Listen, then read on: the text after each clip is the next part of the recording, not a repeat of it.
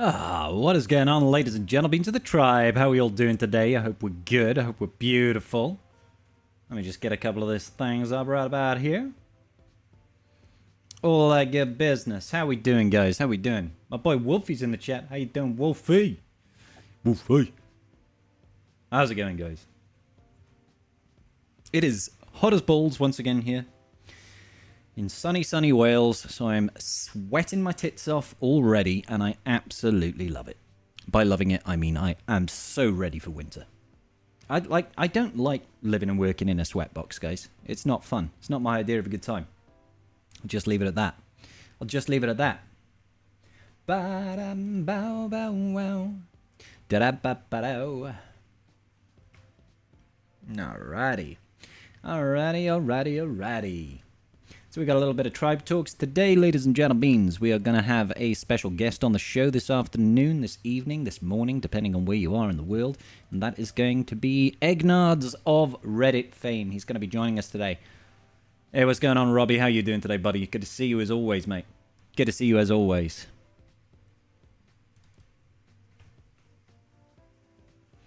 So yeah, I'll look forward to having a chat with Eggnods today. And obviously we've got our boy Wolfie and Karth, obviously. They're always going to be joining us. They are the dream team, baby. What's going on, Chris? How you doing, brother?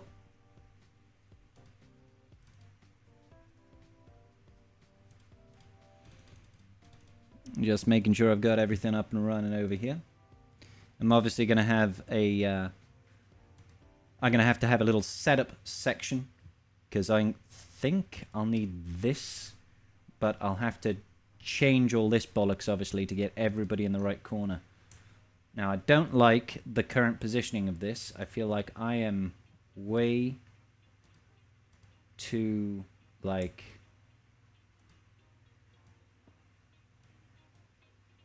I feel like that's okay.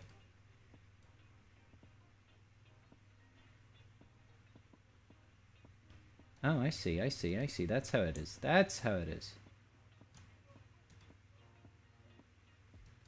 So I'll just have to, you know, get everybody in their own little corner, and we'll swap that around to make sure that everybody has got their own space later on. Cool. That's for later.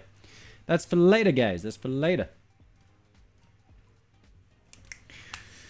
Beautiful day to be in the tribe. I hope so, buddy. I hope so. Just don't put baby in the corner. I'll try not to. Who's baby? Which one's baby? I'm not sure if any of them would be appreciative of being called baby. But baby, it's cold outside. Hey, what's going on, Mike? How you doing today, buddy? Good to see you. Good to see you. Da da da da ba ba bam ba da ba. Wow. Oh my days. Oh my days. For some reason, my announcements haven't gone out on my Discord channel just yet. I don't know why. It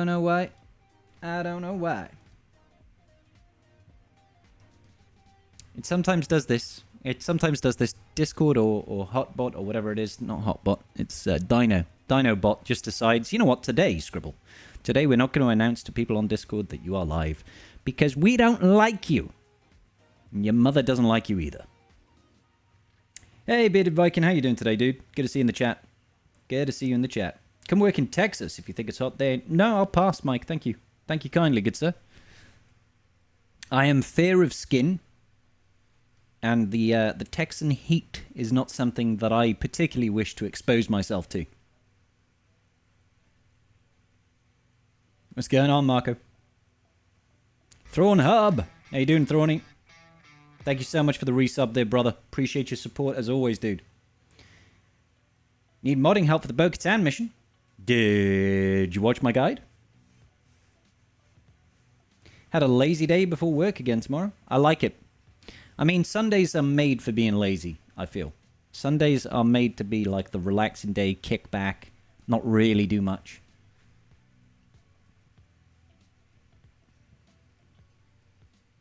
And that's true, Bodhi. Yep.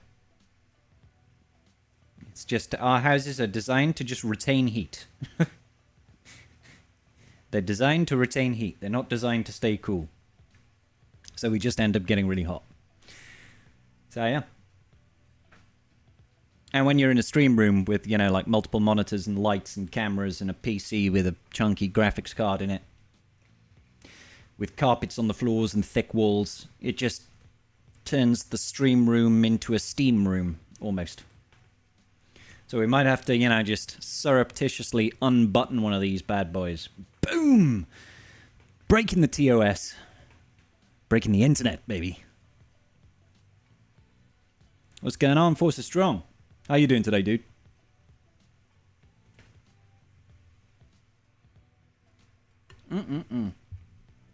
It does not, of course, stop me from drinking a cold beer. Because it would be rude not to, wouldn't it? It would be rude not to. Scribe sauna stream coming up. Yeah, you just won't be able to see much because it'll all just be dark.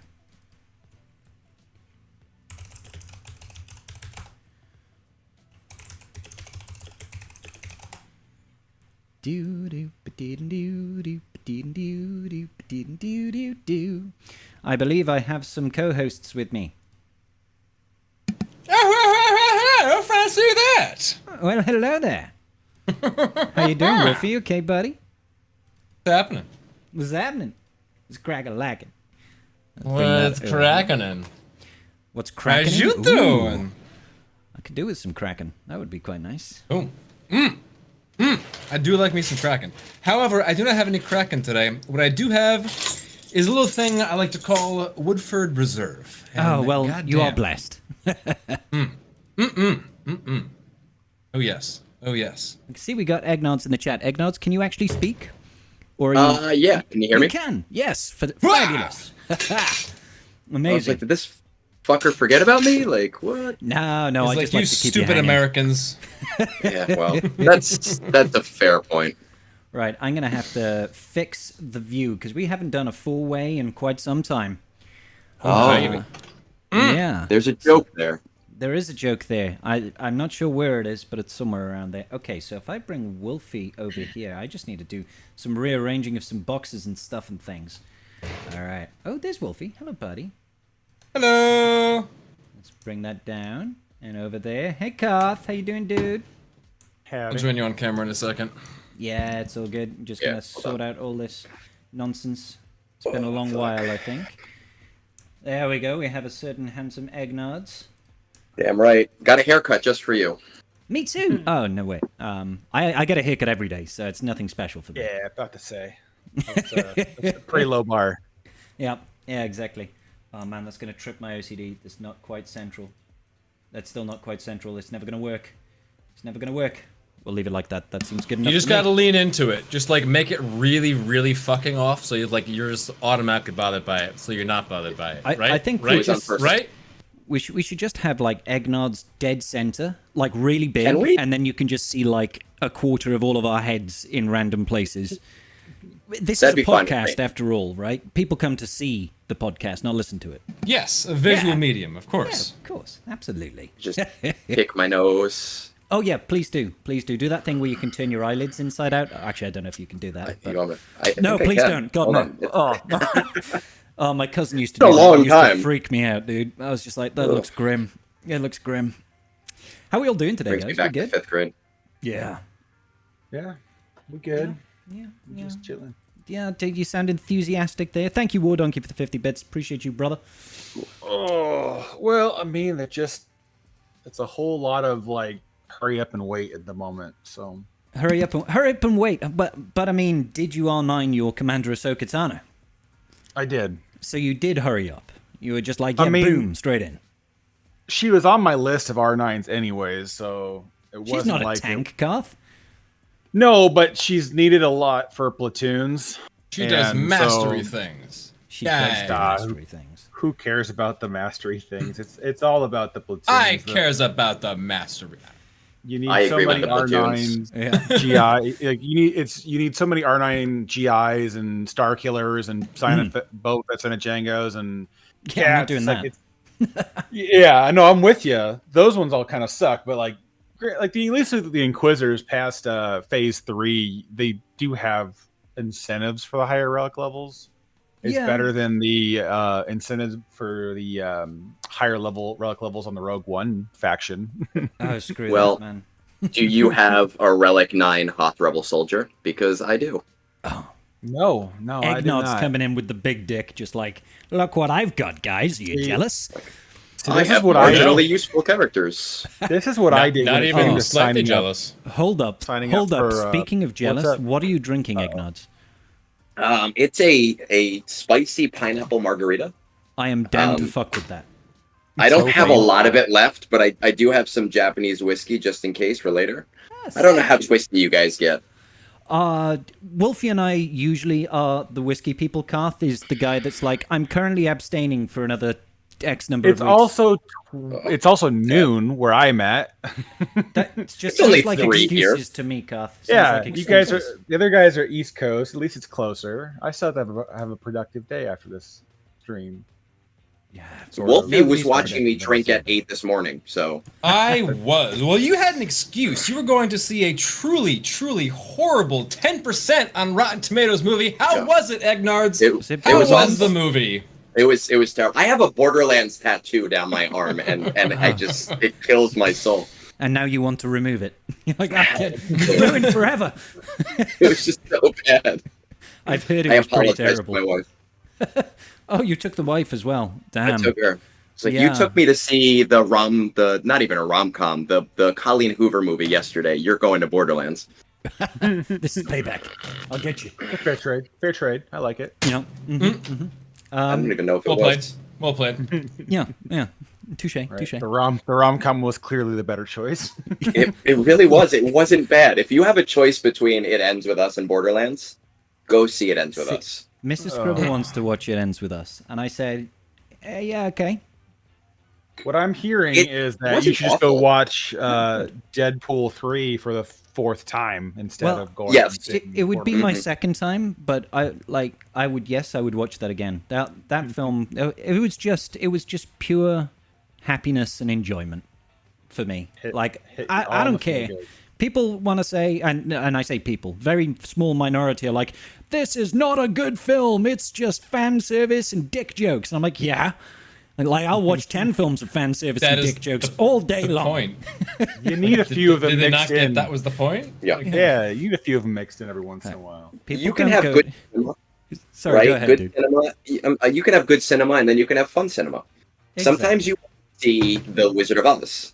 Sometimes you just want to laugh your ass off for 3 hours. Like, there's nothing wrong with that. Exactly. Most people don't go and watch a comic book movie because they're thinking they're going to watch some highbrow, high cinema Martin Scorsese piece. You know, they go come on, there you- to be You entertained. don't watch Marvel for like Oppenheimer level of entertainment. I mean, they I take both have notes. Robert Downey Jr.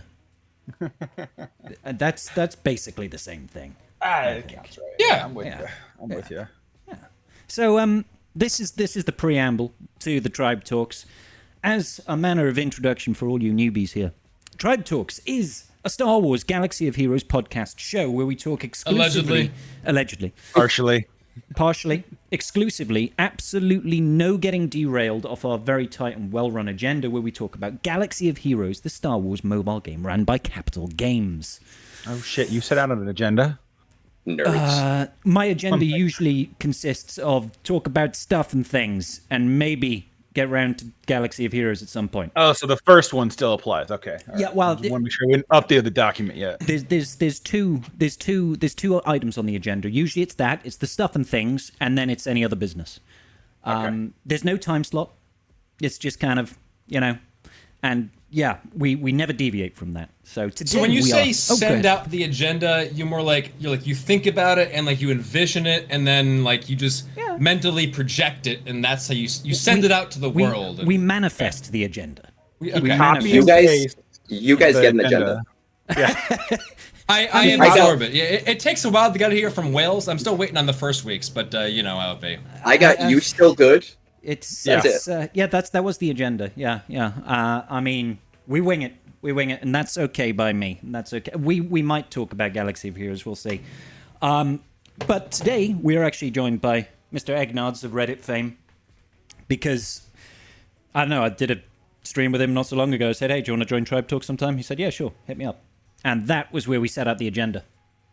Bro. Perfect. So it's Sorry, all God, about me Wolfie. for the next 3 hours. Yeah, Love it. absolutely. So, Egnard, what is your favorite Sunday activity? Apart from this, obviously.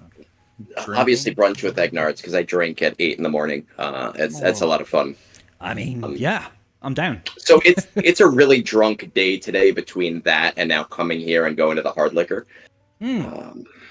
I mean, you don't start with the hard liquor at brunch, do you? No, well, a little bit, but it's like mixed with the coffee. You know, it's like 1 part hard liquor, 10 parts coffee. Oh, okay. And now it's equal parts. So you have like Irish coffees, or, Oh, yeah, or is of it course. like is it a coffee with a whiskey chaser? No, I pour it in. Sometimes I'm fancy and I'll do like Irish cream. Sometimes yeah. I just go with the Float hard that stuff. bitch on top. You're like, yeah, Today was the hard stuff. yeah.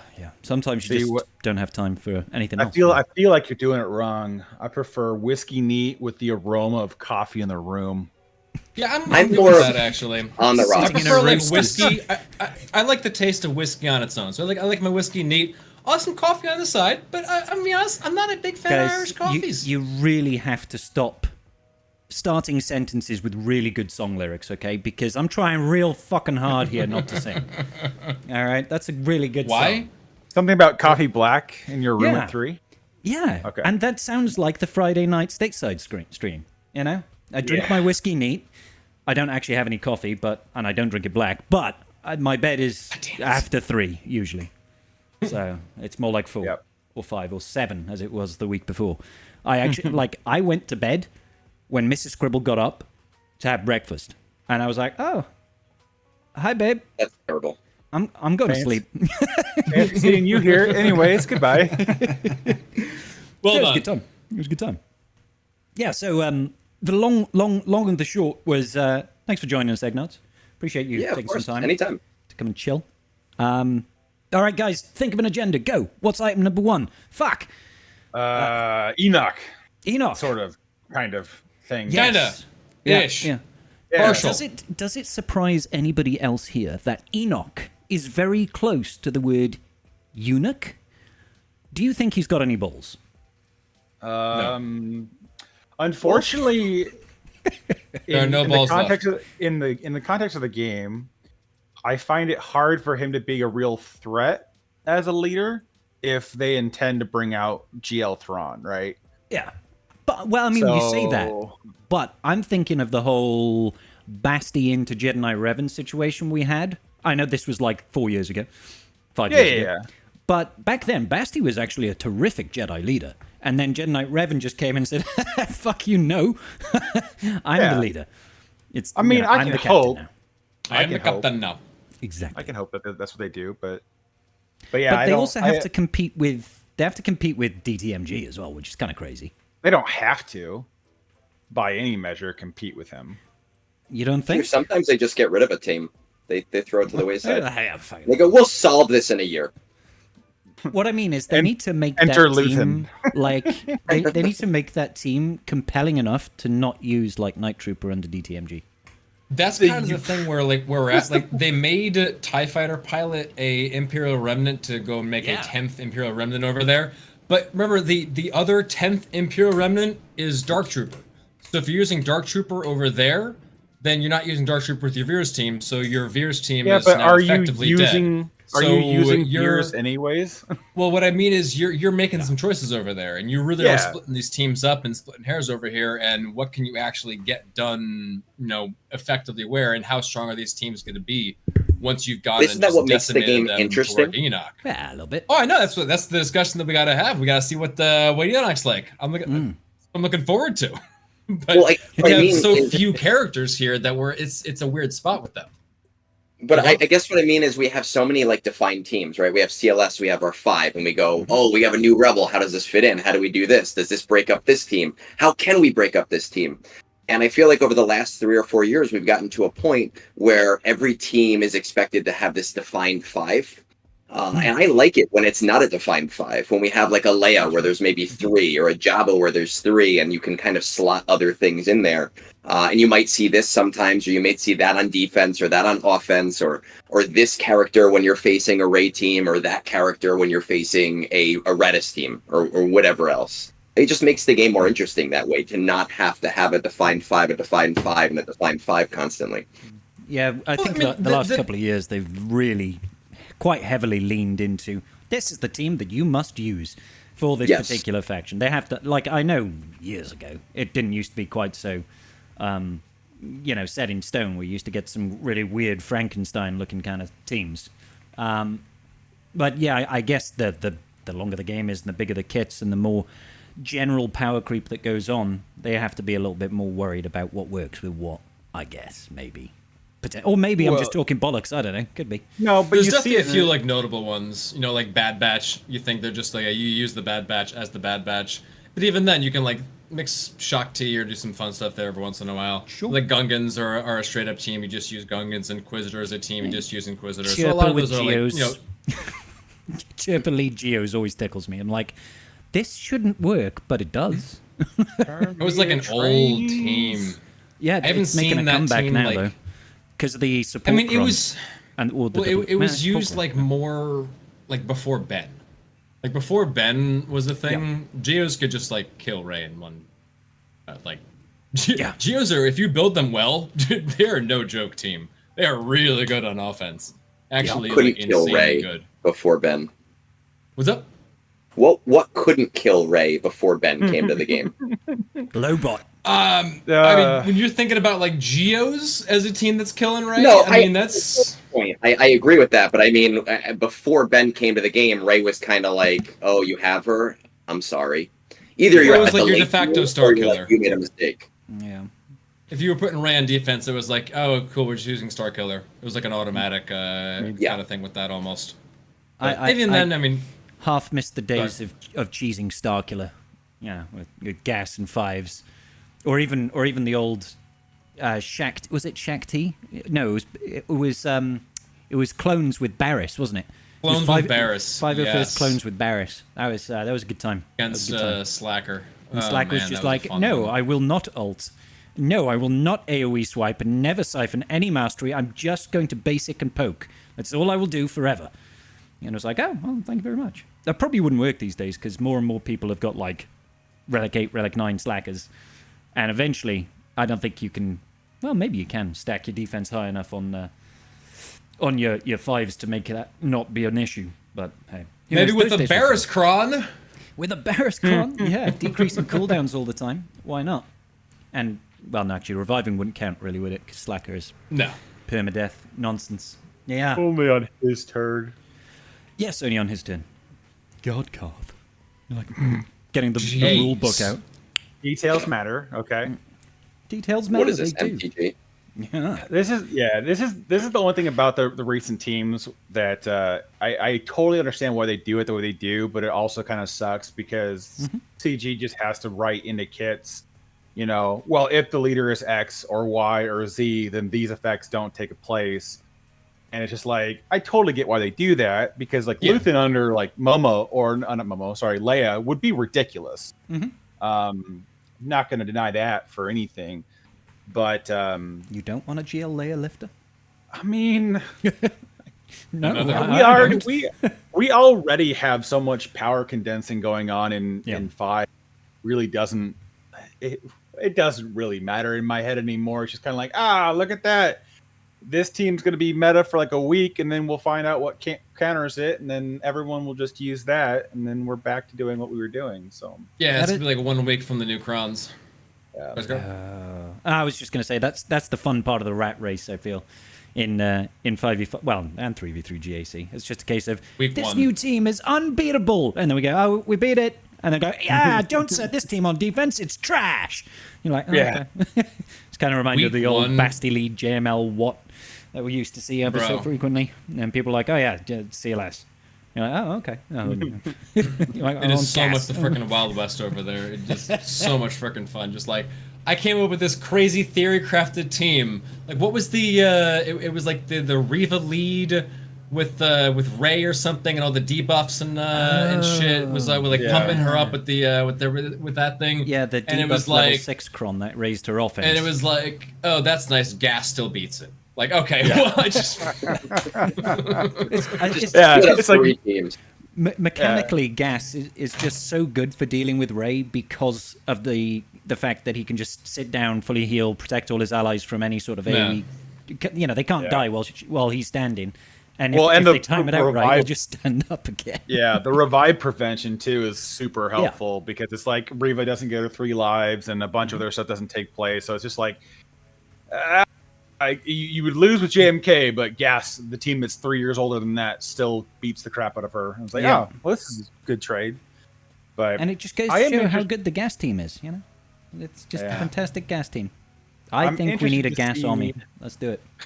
Oh my god, I'm interested to see what these tags do for the 5v5 crons, like the support attacker and stuff like that. Now that you can get a decent amount of things underneath them, I'm very interested to see where fourths and fifths start to drop out under certain teams and what they get slapped in with, because I think some of them are really interesting. Like Jabba's got a potential to go either attacker or support. I feel like support takes way too long to ramp under Jabba just because of He's only the get only 5 support, right? Yeah. So. Well, you can change that. You could put Cad Bane in there if you really wanted to, but you don't want to. Cad Bane, he doesn't really until he hits contract, right? He's only got debuffs for single characters on his turn, so it's like. Yeah, you have to mod him to be the weakest to be called to assist on Jabba's basic, which is such a modding headache to get through. But I like the attacker one because it's like almost just like throw 3 attackers with Jabba and just watch the chaos ensue. I'm really timeout ensue. Dude, I'm going to mod Greedo for as much critical chance as I can get on him, and I'm gonna throw him in as the 5th. I just want to see what happens. 52 attacks later. Yeah, really, the 1% chance that you happen to get multiple attacks and and they're out of turn, and he's dealing all that additional true damage on the out of turn attacks. Yeah, that could be funny to watch happen. Will it happen frequently? No, because everyone's going to take JMK and Slacker to offense and all of their teams to offense, and then they're just going to use those as their like delete buttons. Oh, I don't want to deal with Jabba. Bye bye. I don't want to deal with this Leia and Stormtrooper Han Kron. Bye bye. Things of that nature. I think it's going to be fun with Starkiller in 5s though, because you're going to be like turn 2 it's going to be so good at your alt. Yeah.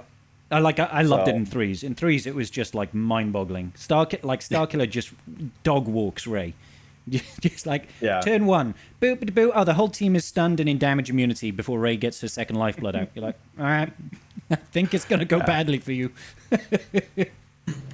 Are you rocking Starkiller Egnards? What are you killing Rey with? So, here's the thing. Everyone who knows me when I do like things like this with people, I hate Datacrons.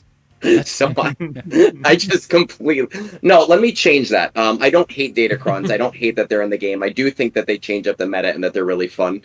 I'm a turtle in GAC. I place all 8 of my GL and I say, well, I'm gonna win 50% of the time. Okay, right? So for me, Rey, I've been using Gungans right now. I try to get really clever. For Jabba, I use Night Sisters and I clean it up with Afra. So I do everything with no GLs, and I just get whatever Datacrons that I get. Sometimes I get good ones and it's awesome, and sometimes I get shit ones and it's going to be a hell of a next 3 months or 4 months for me. Yeah, that's the truth. And there's nothing wrong with that. GAC doesn't always massively appeal to everyone, and Datacron certainly don't appeal to everybody. Especially this latest set, which is just mind-fuckingly overwhelming, confusing. Yeah, well, that's the problem with it. Yeah. There's so much going through this set that it was an interesting pivot for them, but I think it's too taxing on the player base because there's too many good ones, air quotes here, because you basically just need a good amount of the level 6s of the good ones for every different tag for the most part. So it's like you need 8 attackers, 8 supports, 8 of the tank ones, and then the healer ones is probably the narrowest category that you need the amount of. Yeah, you'd maybe 2 or 3 of those tops. But. It's like if you want to be top end of it, then it just takes a lot, and it's just it's very taxing because they definitely did weighted rolls on this one. For pretty sure, egregiously. I broke 3 level 9 Datacrons in the last 2 days or something like that. They've all been tank crons. All of them. Yeah. And I still haven't got a Gar Saxon tank cron. I've got like 3 Bosk crons, 2 Vandor Chewbacca crons, 2 Stormtrooper hand crons. I'd like, just give me Gar Saxon. I've got an R9 Gar Saxon. Let me use him, please. Pretty please, with a cherry on top. I'm looking forward to that in 5s. I'm excited about that one. I want to be excited about it. Stupid Datacrons. There's just so many interactions with it. I think it's just too overwhelming. I think I get the idea. The concept was interesting, but I think it's just too much for the player base. It's back to what we were in the early days of Datacrons, when you had like a bunch of level 9s for the same character, or you had a bunch of level 9s for the faction that was supported, and it just becomes incredibly taxing for players to get there. I think it would have been more tolerable in this set if they had reduced the reroll amount on all the levels instead of just the level 6 portion of it, because then players would stand a fighting chance that don't just absolutely go balls to the walls in Conquest of getting what they want. But when you have 22 unique level 9s that have a varying array of usefulness, it's just like, no, we overshot that one. Like, maybe dial this in a little bit. You know, the last set was like, what? There was like 6 you had to have in air quotes. Well, a lot of the power of this set like is 12.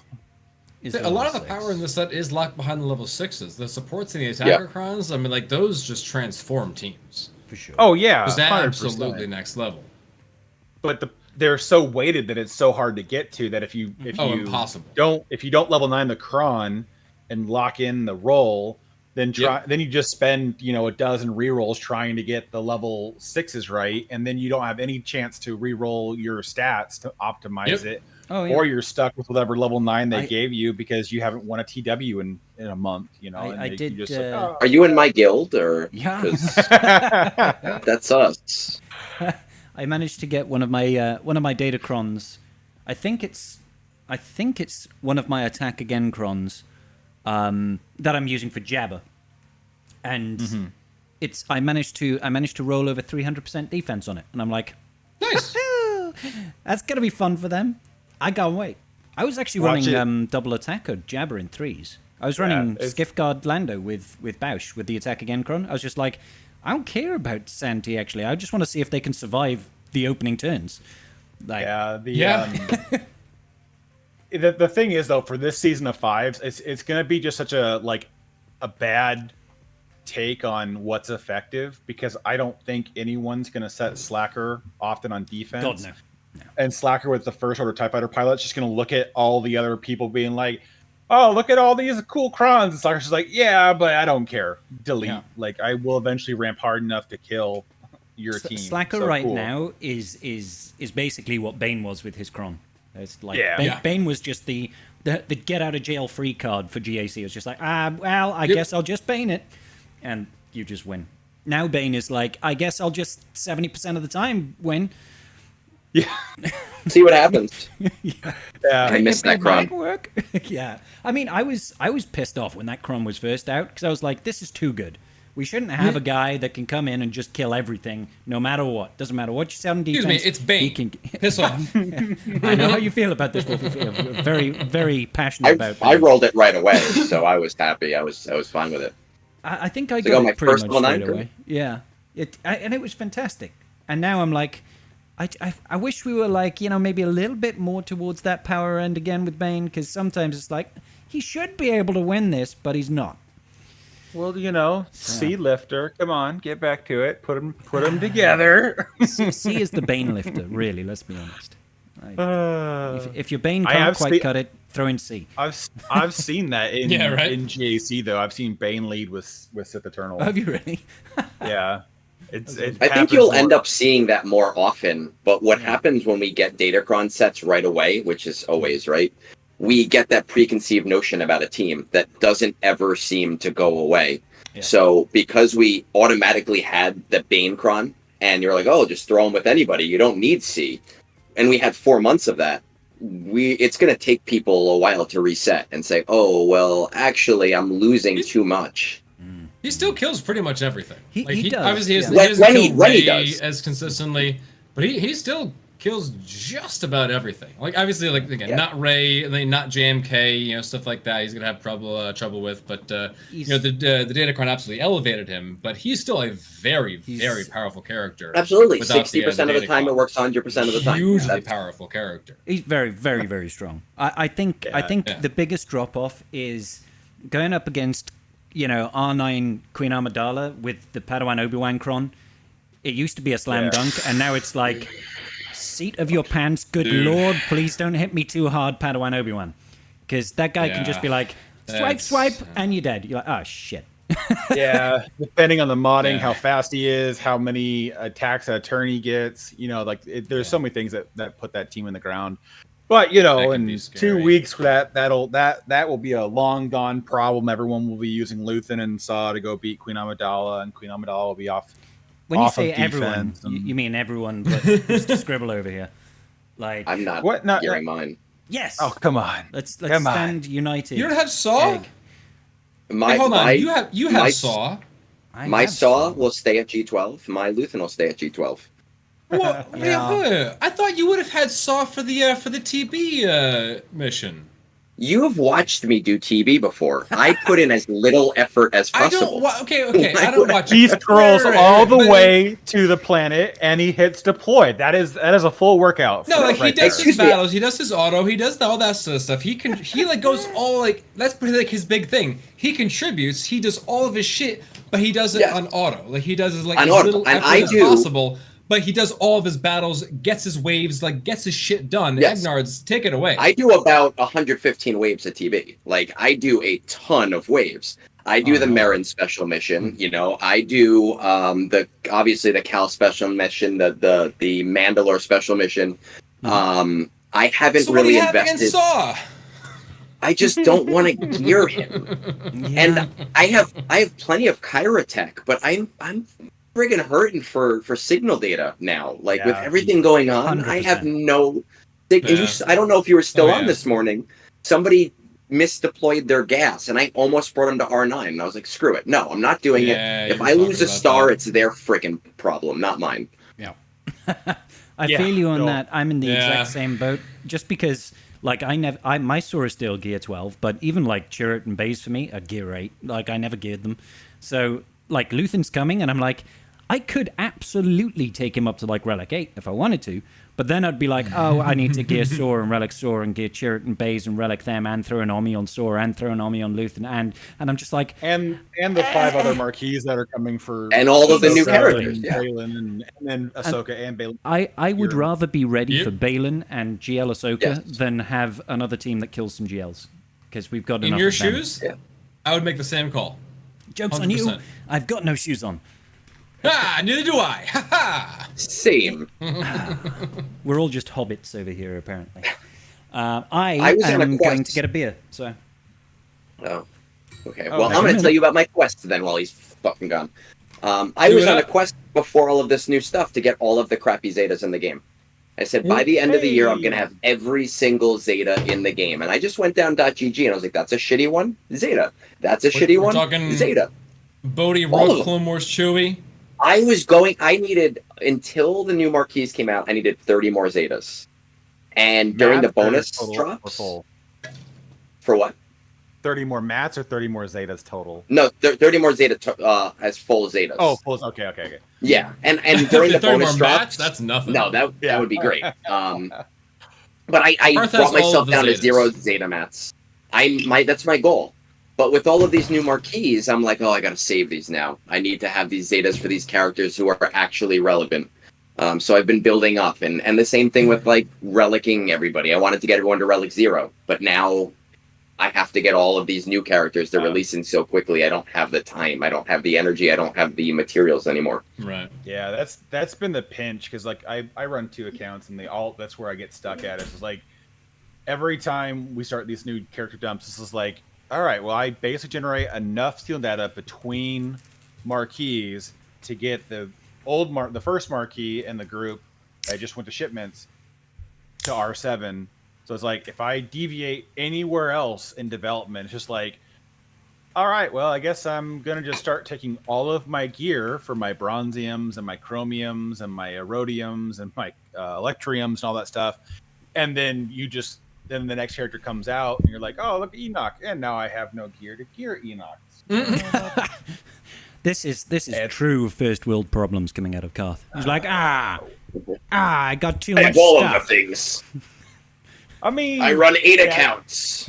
Oh God, 2 is pushing it for me. I don't know how people have time for how do you like? I don't understand people that have 2 accounts. Where do you find the time? The easy thing for the most part is I on the alt basically is like in TB is a platoon whore. Okay. All I do is I platoon all that stuff I can, and then it just deploys. I don't do anything with that. So it's like a true alt. Yeah, like it's just I'll play GAC on. I like the PvP side of things, so I'll play GAC. But like TW, especially at the top end, it's very rare we're doing more than a couple battles in a 4-hour spread. So it's like I log in, I'll just do 2 extra battles with the same team, and then I wait for 4 hours for the next one to line up. Conquest, on the other hand, I have outsourced, so I don't have to worry about that myself. Third world countries, got it. Yeah. Well, I mean, if the UK counts as third that's how world. I consider the UK. Treasonous overlords. Yeah. But yeah, no, that helps a lot with that. I used to do it helps to have both accounts up at the same time. That's how I used to do Conquest, so I could just go back and forth between the two and press auto, and then be done. Auto with is your friend. It wasn't terrible, but Yes. it was definitely gets to the point where it's like, it's just like it becomes a lot. But the thing is too is that as somebody who spends in the game, I'm not as. Do you pressed. spend money in this game? What? Oh, hold on. Just $1 or $2. Just This $1 or $2. this changes my entire vision. I thought I knew you, Karth. My world has been shattered. But for me, at that just junction, done. it doesn't matter if I need to skip a GAC round to because I don't have time or whatever else. So it's just like, am I going to miss 1,000 crystals for the win? No. So it's just like, all right, we just skip it and we go along about our day. Yeah, that's So, fair. That's fair. I mean, you yeah. you learn how to tolerate it, but yeah, if I had more on my plate, then it would definitely be one of those things where it's like, all right, that account has to go now. Right. So, I know you're not Fisk on, down there plays 4 accounts every day. Yeah, I was gonna say, Ignorance. I know you're not on this. I know you're not on Twitch very much, but if you're familiar with a streamer whose name is Thisk, yeah, 4 accounts. This is disgusting. Does Conquest in all 4 accounts? Oh, gross. If Well, it's I an don't important character, understand He it. red boxes on 4 accounts. Yeah. I for a red lot box of every the- time, one time, and that's too much. That's too Yes. much Yeah. effort. Yeah. Yes. I think for a lot of the streamers, though, having multiple accounts for GAC is what they're looking for because a lot of the streaming content can is help, yeah. based around GAC being played. And if you don't have, it's hard to go for more than an hour and a half or up to 2 hours with only one account. You have Is to it play now? like Wolfie here to stretch that out for 8 hours. You have to stall harder than the average man. Yeah. Yeah. You have to just carve out your own niche. You like, I do my morning stream, and we're just gonna sit here and bullshit for 3 hours. I don't know what we're doing. Why are you watching me? Why are people here? I don't Sounds understand. like my Friday night stream, but that's usually just drunk. And that just takes a while because I'm drunk. And I have a hard time wrapping my head around certain things, and then we'll go on tilts and we'll lose several battles, and I'll yell, and it's probably my fault. But it's not. All right, it's definitely RNG and It's definitely RNG. and bullshit. Damn it! Definitely didn't misplay that. Definitely Those are didn't facts. misplay that. Definitely didn't sit there watching the timer count down, not pressing any buttons, and not hitting auto. That doesn't happen. So yeah, but it's good times. Those things. Like I remember, there was a time when I ran 3 accounts back when I was a guild leader. I had my account, and then I had my alt account, which was just like I'd use the alt account to do fun stuff that I wouldn't do on my main account. Like back then, it was like this was back in the JML days. It was like gearing up Mon Mothma because I was like, I want to know what this team does. I'm not going to do that on my main account. I'll do it on the alt. I do stuff like that, and then I think it was like one of the bigger guys in my guild was quitting, and I was like, I really don't want to lose you. Can I'll run your account. Can you just transfer over to me? He was like, yeah, all right, yeah, you can play it. And so I found myself running 3 accounts, and then Conquest happened. I was like, I am not fucking doing this. God, no. That's yeah. So I gave up all alt accounts. Then I was just like, nope, I'm going monogamous. Yeah, that was definitely when the first time I was running 2 accounts. Back when we were in Ghost the 501st, that was once Conquest hit. It was like, well, the first couple weren't bad. Razor Crest wasn't bad. Cat wasn't bad. Those were the fun Conquests. Yeah. But once you got to Sign of Django and they made it really taxing to play, then it was just like, well, they got rid of deployable cooling systems. That's what made those first conquests so goddamn easy. It was just like cooldowns and fun, easy and fun. The feats were like spam the global feats were like win 10 battles with this faction. You're like, 10? Yeah, 10, not 40. And you could do the whole thing without any refreshes if you wanted. Like you could just go through. It was great. It was lovely. Oh yeah, back when things cost 10 per battle. 10 energy. Wasn't it 15? I can't remember. Was it 10? No, the first. It was less, 10. and it was less battles. There was because it's 22 now, and it used to be 15 battles per sector back then. So less overall battles to do, less energy per battle. Feats were less grindy, and there were no Datacrons, so there was nothing to farm. So it would just be like, I'll just go get my red box and we're done. And now it's like gone from 0 refreshes in my case to 6, and I'm like, I got screwed. Yep. A little bit. They took all my crystals, damn it. Siege's position, they were like, we gave away Commander Tano, damn it! I mean, and then they like baited her hard once she left Conquest. They're like, you can't get her for nothing. Yeah. Wail, you minions. Overcorrection there. Overcorrection. I still don't understand why they're gating the Proving Ground characters so much. It's like they're already a year out, and everything else in the game that's available a year later gets accelerated. And they're just like, yeah, but we'll give you like 20 shards a month, and then if you refresh, you can do it twice. You can get to 60. Because then you buy the battle pass and you get an extra 20 shards for the battle pass, and that's where the value is for the mid game whales. And from I'm sure all of you do roster reviews too. I have plenty of people that come to me as 4 million to 6 million accounts that buy that pass every single month just for that extra battle. Doesn't surprise me. It's hugely valuable to anybody that is missing. Anybody that's missing Proving Grounds characters. The Pass Plus is good value. Yeah. Very smart of them to add in. Oh, God, yeah. Yeah, I mean, they needed to do something, right, to try and sweeten the honeypot with that one. We had discussed that, They still need to do more on that Battle Pass Plus, because if you're... 100%. There is such little incentive for anybody who's current on Conquest to ever get it. Yeah. Honestly, the only reason I get it is because it makes Conquest go by a little faster for Datacron farming, because that extra 1,000 energy over the 14 days that you accrue naturally with the faster regen rate, and just really easy global feats. More. Well, you can skip the annoying grindy ones, but that can save a lot of time for some people, and the people at the top end that I know that buy it, that's specifically why they buy it, is because they can turn a red crate into a gold crate effort. And that makes Conquest so much easier. And if you have the disposable income to do that, $30, I'm not telling you to go do it, but that's not that much money when your time is a more valuable resource. Oh yeah, again, you're an extra $20 a month from the regular. So the regular pass is $10, and then so the extra pass will be an extra $20 a month.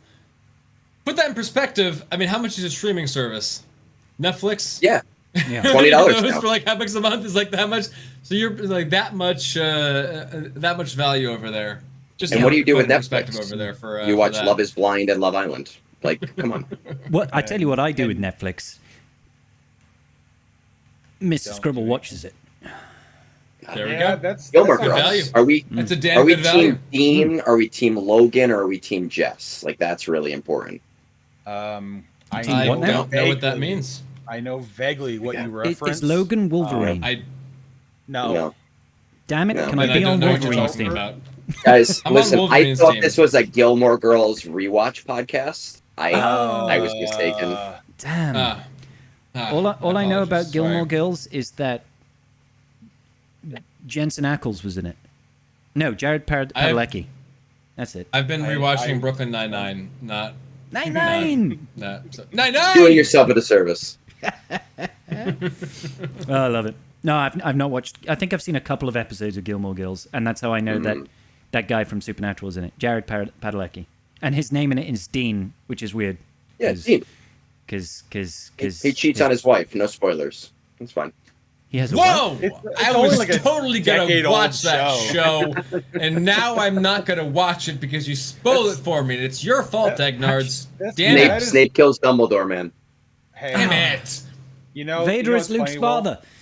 I know that's Whoa! fake outrage, but I had a friend that was really mad at me because my brother and I were talking about the plot lines of Mass Effect 3 like a decade after the game had released.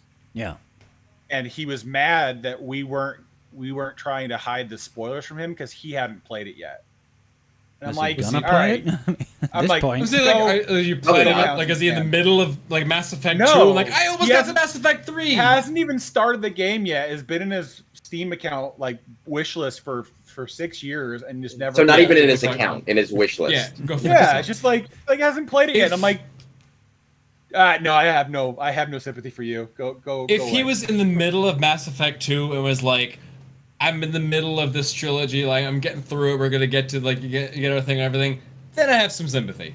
If it's just sitting there, piss off. Come on. Yeah, he Come just got really upset with me. on. Come on. Your fake outrage was his real outrage. That's all I'm saying. Like, Yeah. it was- Come on. I've not played the Mass Effects games. I played the second one for about 6 hours or something like that years ago. The I second played the one, first one. I don't care if somebody spoils the story for me. Is the point I'm trying to make? Like I might eventually go play those games, but who knows? If a game is Just 10 years stop. old, Yeah. you stop you have no playing right to be Mass Effect outraged. 3 right when you go to retake Earth. Just stop playing it, and you'll be way happier. I stopped guessing you playing when didn't I like got the to Mass ending. Effect 2, so we're fine. Ah. Yeah. Good. The ending was hot garbage, and they've tried to patch it like 3 times to make a more happy ending for the player base, and it's still trash. Like they're not going to get away from it. I didn't play. They ruined the 3. whole I point played of one, of and the, that was of the it. game. Played one, and that was it. It was fun, and then I One was don't the know what I was epi- doing. I was playing something else. The first one though is I feel would right up your alley, Wolf. It is the epitome of stalling. Oh, There it was is great. so It was much a lot of side fun. content in that game that you can just spend That was 100 fantastic. hours exploring every rock you come across, looking That was for beautiful. the outpost or materials, Bro, and the then rocks.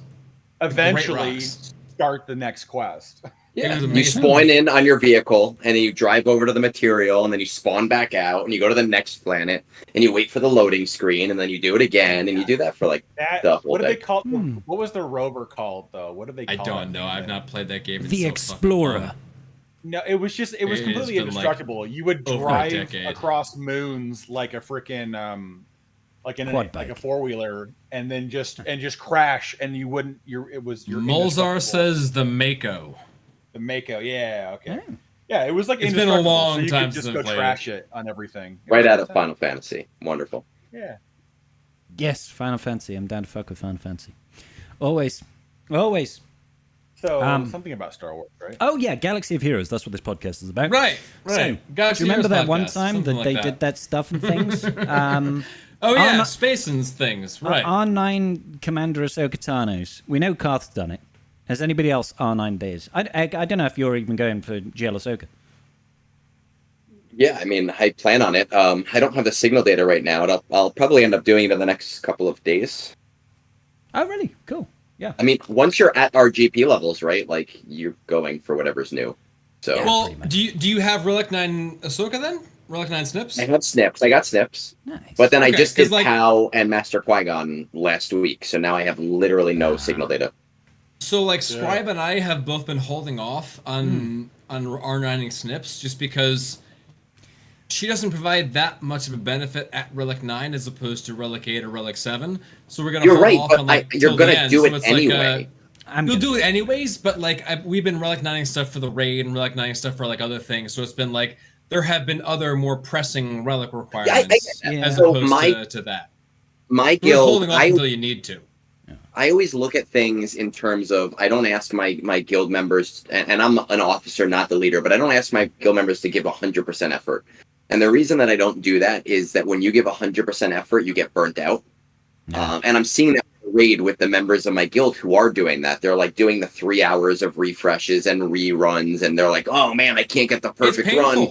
And but yes, but then those are the people that get burnt out, and they're the ones who are texting me 3 weeks from now saying, hey man, I'm quitting the game, can you find me somebody new?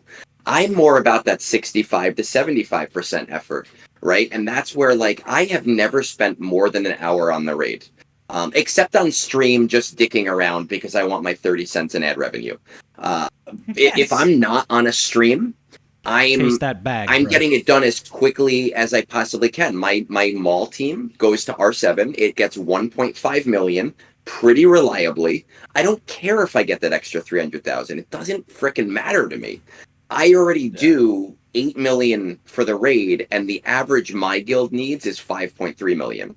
So then you're set. I don't need, I got POW and MQJ to R9 for Duel of Fates.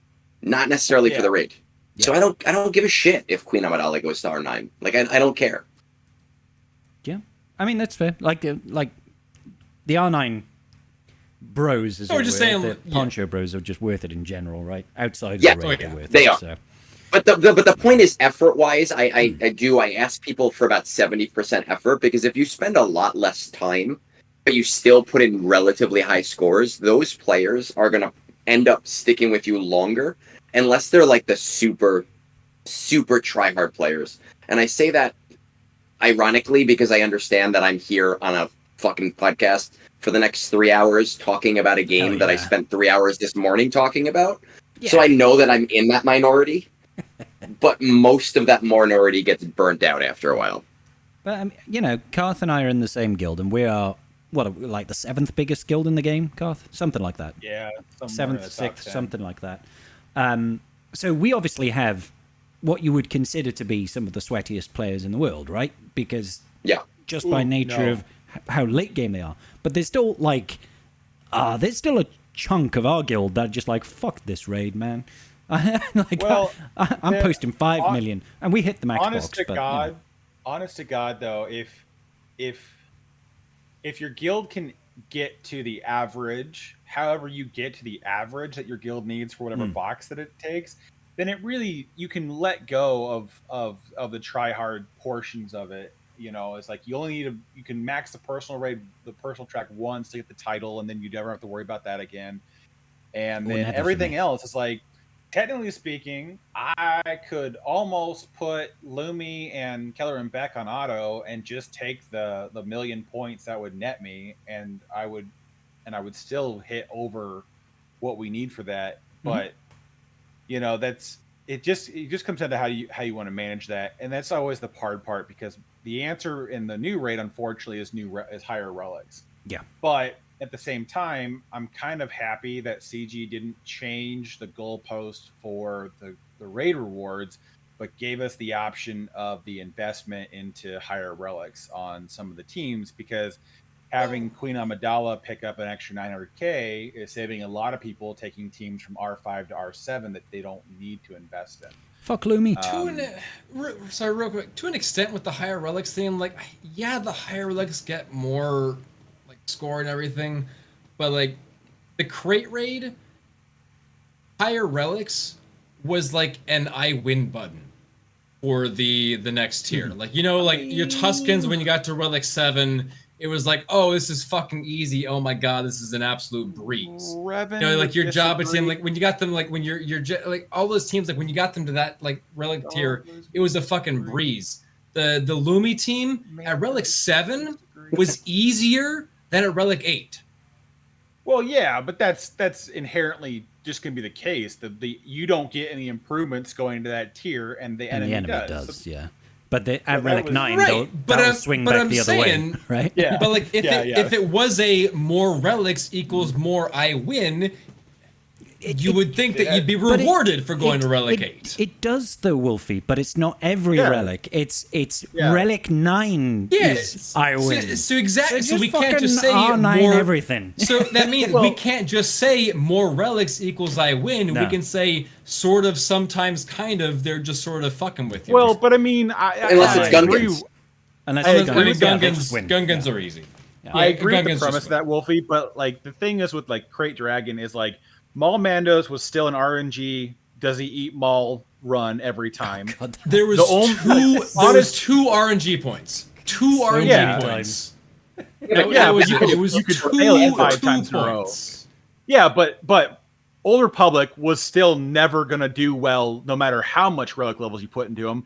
And the same thing with Jawas, and that's 3 out of your 5 Jawas teams. were shit. Jawas were So they it's like were an outlier. Tuscans Jawas were Gear 12. Tuskens were the epitome of Tuskens the were more super relics easy. you win, because once you hit R7, they basically just won. And the Hutt Cartel, that's why a lot of people split them, was because it was better to struggle with the 2 Hutt Cartel teams to get max scores of 2.7 than it was to struggle with Jawas or getting higher relics on your Old Republic. But I feel like it's just a little bit of a goalpost shift. I mean, I think at the time too is if we had the option to R9 Jabba for the Crate Dragon raid, people would have done that in droves because it would have been less points they'd have to put anywhere else, and you would already have needed that team for TB. I mean, Jabba's got a. I would have R9'd my Jabba team for sure.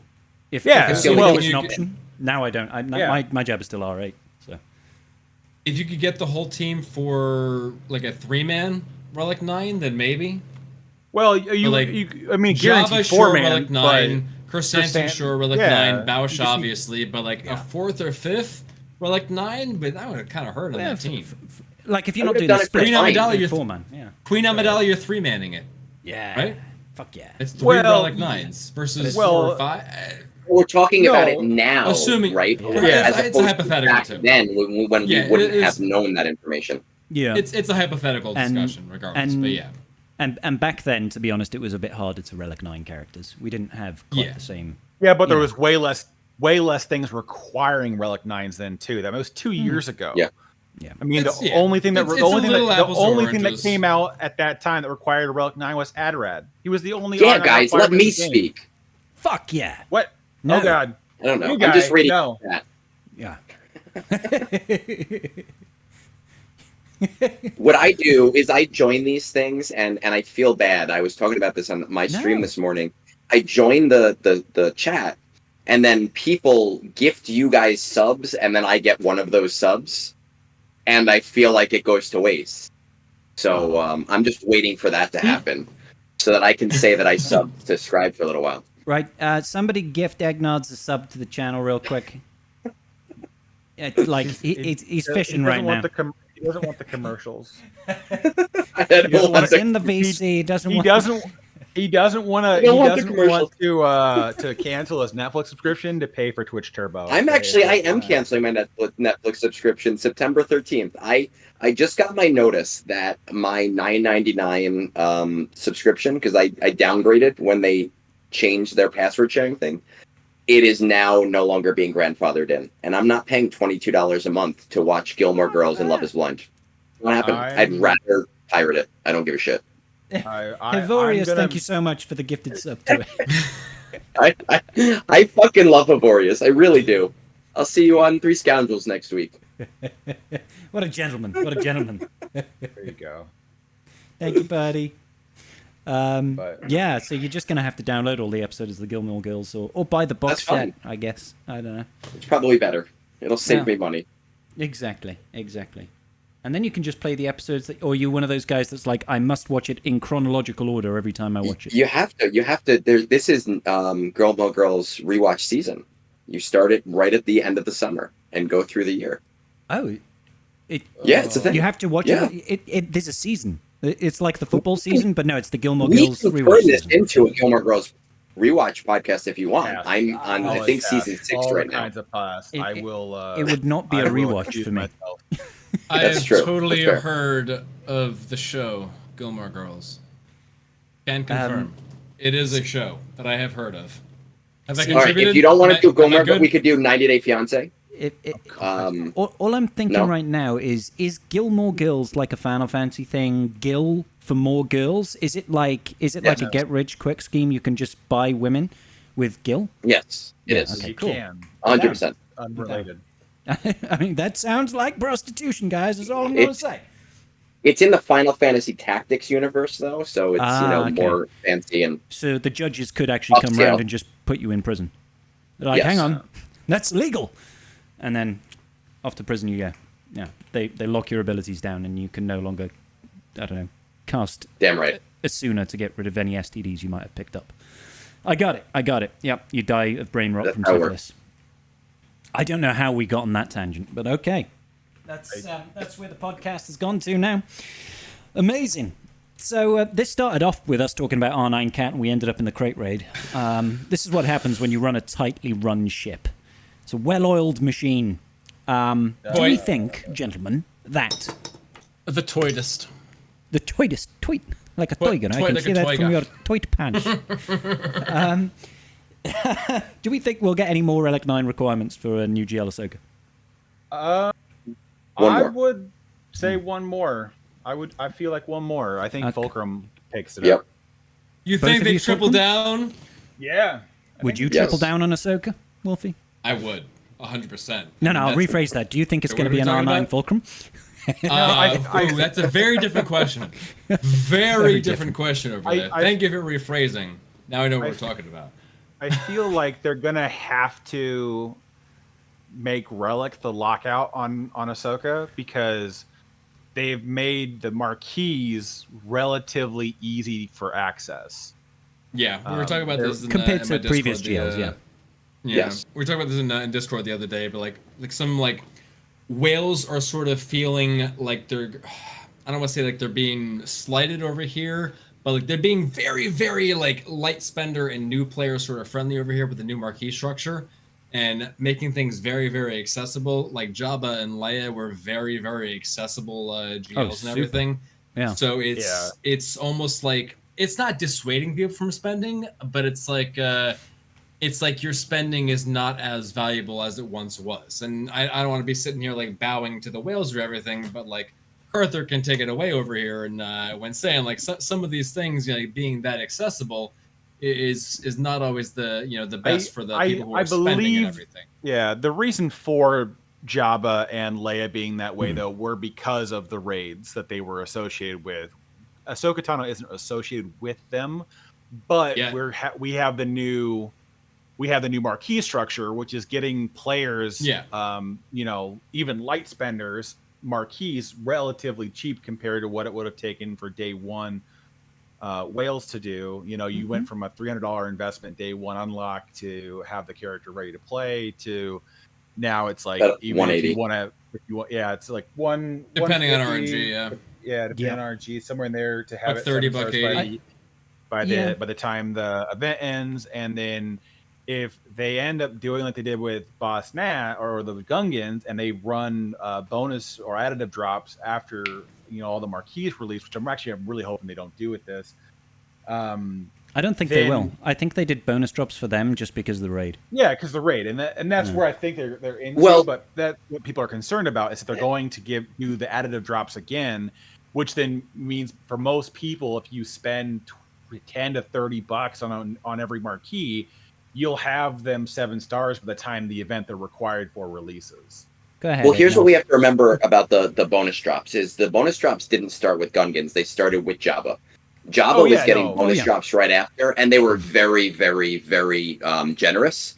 And then they did the same thing with Leia, except they did it with Leia twice. So I got Leia about 3.5 months before I actually planned to get her. They did it with Gungans again, and then they did it with Master Qui-Gon and Pow. But the difference there was that they used to be very generous, and the Master Qui-Gon and Pow ones were not generous at all. They were like really like a slap in the face to people who were prepping for those things. I think that Ahsoka is going to get bonus drops, and I do believe there's going to be a raid associated with her, but I don't think it's going to be as generous as the bonus drops that we've gotten in the past. That's fair. That's a fair argument. Like, I thought it was going to be a case of... It made sense for Jabba and for Leia because they were, like we said, faction raids, right? And then Gungan, faction raids. Padawan Obi-Wan and Master Qui-Gon Jinn, granted. There's no real reason outside of the assault battle, and CG doesn't owe us anything to let us get an assault battle early with the new marquee, right? So maybe they are going to do bonus drops. I just thought, oh, maybe they won't. And I think we... I don't know if it was actually when I was talking with you, Egg, when we were talking about what I think the next new raid is going to be. Yes, we were. It was okay, cool.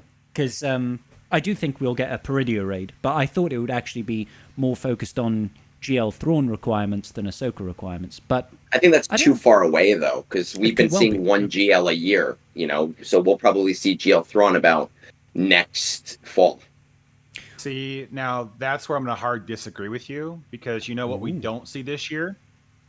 We don't see a fleet raid, but I actually think that what's going to happen is we're seeing GL Ahsoka is going to come to the game by the end of the year, and we're going to see that fleet, which is normally around August to September, shift into Q1 of next year. And then we're going to see GL Thrawn somewhere around Q4 of next year.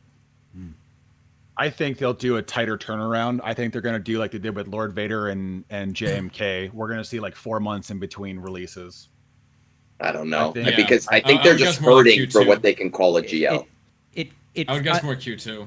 The thing that makes me think more in line with Karth here is that just because of Captain Enoch, I guess.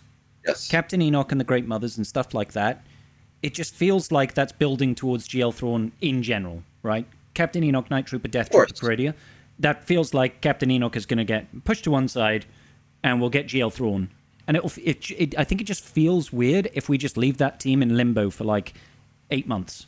But think about it like this: like we're using those as GL Ahsoka requirements as opposed to GL Thrawn requirements. So I think you're going to let the Enoch, and this is what you guys were talking about earlier on. They're going to let that Enoch team shine for a little while, and then they're going to say, "Oh, you know what? Never mind. Enoch is now going with Thrawn." I don't know how he shines. Honestly, we don't have all of the information yet. We'll know in 2 days or tomorrow. I don't know. Meathead makes shit up, and he just decides Tuesday, when he wants to drop it. Yeah, but he's soon. Again, it's been Monday recently. My issue with that is CG has been pretty consistent on the power level for marquees, and I can't see Enoch showing up and being a viable threat to much of anything. He doesn't have good Imperial Remnant to pull from besides the 2 that they just gave him. I don't see how that team does anything but sit there like Saw Gerrera. Like there's more excitement around it. Sure, he's doing cool things with Moff Gideon, but we also didn't actually see him do like anything in the show, did we? But did they say that Enoch was going to be a high power level team? They said that Great Mothers was going to be. They didn't. But that's all I'm saying is like I don't feel because remember when JMK came out and we got the original Bo-Katan, and what did she do? She sat on your bench for 2 years. Nobody used her. She got used as a here's my fifth. Sucks. Well, it was now I have Maul, so let me just put her in there because I have her at R5 already. Yeah, no, and I totally understand that, but that's the thing is I don't see them waiting that long because we haven't gotten a ship. One ship and one GL has been kind of the mantra for the last 2 years, so it kind of made sense that if we're skipping the ship, which it's all signs point to that because we have no fleet, absolutely, we have no marquees, we've got the next conquest unit's already known. That takes us to the end of the year. I don't see them doing anything with it. I think they just keep in the vein of Ahsoka content and keep running down that road until they're out of gas. But so what I think is actually happening is that everything that they do now, before some of the things that we did had no purpose. It was just like, oh, we're doing JML because, I don't know, JML, like he's your new whatever character. Every major release we've had has essentially been related to something. There is the exception. Sure. Well, actually, no, there really isn't. Bo-Katan does have Mandalore. Yeah. I just don't. If we have like a GL Ahsoka raid, and I do think we will, because that hits around that 7-month timeline when we look at everything has been 1 month or 2 months after the major release. They need time in between that before the thing that convinces you have to get this. They have to attach Thrawn to something. They don't. They really but don't. That's where you're going to get the majority of your non-whale spending. And I know, like, look, I don't know you. Clearly, you spend a lot of money just from your chat and everybody giggling and saying pennies. Whale Rick and everything. Pennies, egg, pennies. So I'm just barely anything. I'm making educated guesses here. Sure. There's the people who are always going to spend. Yeah. But I think we're seeing CG is starting to embrace the more, I don't want to say fully casual crowd, the $5 crowd, but the people who are willing to spend just not $300 per marquee. Oh, yeah. Those people need a reason to spend. Those people need something attached to it to spend. Yeah, no, but I at the same time, so to what I was saying earlier, yes, those people need a reason to spend and everything. The whales, however, also need a reason to spend. And if they're not getting the value from their investment, then they're not going to be whales anymore. But where is that? What is the value in that investment? So the value in that investment is so like with the new marquee structure, they're making it a lot easier to get the new characters a lot earlier. Whereas the whales would be getting the benefit from having those characters a lot earlier. Now, but what is the benefit? The benefit is GAC, right?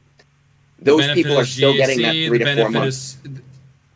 The benefit is like a lot of it is just having the character, and then GSC and TW more than GAC almost for like a lot of the whales. Especially with the exclusive Datacrons that come in and the additional mats that you get. In particular, if you get like a 7-star Relic 5 marquee day one. Those are throwing a bone to the whales, but like it's still not as much of a benefit as having the character like with that much. No, and then also like having those characters leading towards the GLs, and that goes back to our early conversation of gatekeeping the next GL and whatnot. So they're playing a balancing act over here with catering towards the whales and catering towards the non-whales. We don't have like some massive spender in the chat who could maybe give his perspective on it. I don't know. He has been. Okay. In the chat. He has been. Too? Yeah. In the chat. No, I mean, like, I've got no problem with that. My problem is I don't see CG deviating from the Ahsoka content to do something in the middle, unless that middle happens to be a capital ship from Ahsoka, which I don't know what they would be pulling from unless they're like, brand new Chimera with gold on it instead. Yeah, the Chimera with that weird hyperspace. I'm okay with that, actually. Fleet ring thing is the only thing that makes sense. But you would need an entire Imperial Remnant faction I know. With him. It's like, absolutely. All right, you're not dropping that. I'm just saying it looks cool. Can I just jump in real quick on as we're talking about fleets? Fuck you, Wolfie. I'm jumping in anyway. Love you, buddy. I put out a video couple of days ago around the R9 cat requirement, right? And in that video, I'm talking about the inevitable last set of requirements, which has got that fleet silhouette of Ahsoka's starfighter. And I'm telling people that's Ahsoka starfighter, and people go, "No, it's a new ship. It's coming." I'm like, "No, fuck, guys, they're not gonna release like new Ahsoka ship." Who's that Pokemon? Who's gonna fucking pilot it for what faction? It's not gonna be Jedi. It's not gonna be it's not gonna be Galactic Republic. The Galactic Republic didn't exist. If it's gonna be New Republic, it means they need to do a whole fucking fleet because they're not gonna have one ship with New Republic. Yeah. Like, they released am I going Ravenclaw, crazy? and then they said, "Hey, Home One, screw you." So Home One is within like a month. No. So am I crazy in thinking that's just Ahsoka's ship, or does anybody else here actually think we're getting a new ship as well? Because historically, the ship related to a GL has been relatively easy. The only exception being Rey SLKR, because that was let's try this new whole fleet thing. Yeah. But it was other than that, historically, it was only 5 stars as well. It wasn't even 7 stars. Yes, 5-star Raditz, and then it was 6 after that for a while. Yeah. But it was 6 stars of a single ship, so like the TIE Bomber, 2 6 stars. It was. It's historically been relatively very easy ships. Yeah, I agree. Like Outrider for Jabba. Yeah, exactly. Nothing crazy over there. So the ship, I'm with you. It is very obviously, very clearly the outline of Ahsoka Starfighter. Mm-hmm. If they're pulling a bait and switch, then I mean, tip of the cap. That's a hell of a bait and switch. But I don't know. Even if they are, though, Ahsoka has one additional requirement compared to all previous GLs anyways. So if it's just a throwaway Ahsoka's Tano Starfighter, because she's the first GL that is coming after all of her other versions of her in the game. So, you know, there's no like, oh, well, why would we make you gear up old Ben for JMK? Clearly, you know, he came after this version of JMK. And so it's like, they're going to go for broke. We're going to get Ahsoka Tano Snips. We're going to get Ahsoka. We're going to get Cat. We're going to get Fulcrum. And then we're going to get her ship. And we're going to have an Ahsoka for every set of requirements. All of the Ahsoka stuff, basically. Yeah. Okay, good. I'm glad we agree, because I'm getting really tired of telling people, no, then it's not going to be... They're like, yeah, it's going to be Ahsoka's new ship. It's going to be piloted by Fulcrum, and it'll have the Jedi tag. And I'm like, there's so much fucking wrong with that statement right there. And Huyang is also going to be piloted. Fulcrum's not a Jedi. Yeah. The silhouette doesn't look clear like it. In Rebels. Well, to be fair in that regard, Dash Rendar's not a rebel, right? But Outrider the ships is a rebel don't ship. always line up. And, the ships don't always Bam line up. isn't a bounty hunter. But, you know, like, those are the exceptions and not the rule, right? It's like, when it's that saying, right? You know, you hear hoofbeats, you think horses, not zebras. Like, that makes sense to me. It's like, it looks like Ahsoka's ship. It makes sense to be a Ahsoka ship, so you're not like, it's a new ship. No, it's just Ahsoka's ship. I think for a lot of people, the what they're reading into is like, we saw some of the chase bundles in the data mines, and they're like, oh, well, chase bundle definitely means ship. And I'm like, it doesn't, though, because I think they changed some of the terminology for the chase bundles to mean like the Gungans and different characters like that, where like these bundles come out that are unique to the event reoccurring, and that's what we're looking at. And then we never associate them, because we're always, chase bundle, that's clearly going to be a new ship. And so I think everyone's anticipating ships because we've been getting so many new capital ships around this time of the year, that to be dead on the water with it, people are like, well, it's gotta happen, right? And I think they're just blowing past it now. We're just gonna skip it, because we got too much content in front of us with Ahsoka. That I think they probably had the best intentions, right, to release a ship, and then they were just like, fuck, I don't think we can do all this. Let's just push it out to next year. I think it was a calculated decision. In my head, I agree. They decided to do, and then Egnar's going to immediately disagree with me. No, I just said I agree with you. No. Let me finish my sentence. I think they decided to do back-to-back GLs like they did I don't agree. JMK and exactly. I think we're going to get. I absolutely love the fact that Karth was like, Egnard's going to disagree with me, and you're immediately disagreeing with him by agreeing. It's like, I agree. Fuck you. You don't tell me what to do. No, but it's I think they did that because otherwise it makes no real sense to deviate from it. They could have easily done a GR or separatist ship before the start of the Ahsoka content. But in the same vein there, Ahsoka content has so much to lay out in front of it. It's like when people were like, Ahsoka's going to be here in September. And I'm like, no. Like, you don't realize how many marquees are coming out in front of her. It's not even funny. Like, They told us isn't the end of the year either, so. Well, there's that too. Well, they said towards the end, right? Well, they've been deviating from patterns. So normally what they do with the GL is they give you the first requirement, the marquee, and the set of characters.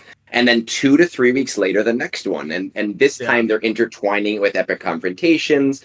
We didn't get a new requirement set. Like, it's back and forth. It's changing the pattern. Like Wolfie did it last time. Sure. They're waiting for Enoch to come to the game 100%. Before they put it in. Yes, which is whatever to me. I don't really care because we already know the next 3. So it's like, okay, who's the last one? It's like, you might as well just tell us. Yeah, we'll find out next week when they do the post for it. But when we do the puzzle and we find out we need a level 85 to get GL Ahsoka. Whoa, level 85, bro. Yeah. New information. How do I get 95? Level 90. This is brand new information. This is brand new. Oh, fuck. I don't want to do level 90. They have to bring out a new currency if they want to go any higher in levels. When they announced GL Ahsoka in that newsletter, they told us they were shipping out a brand new team for her. So yes.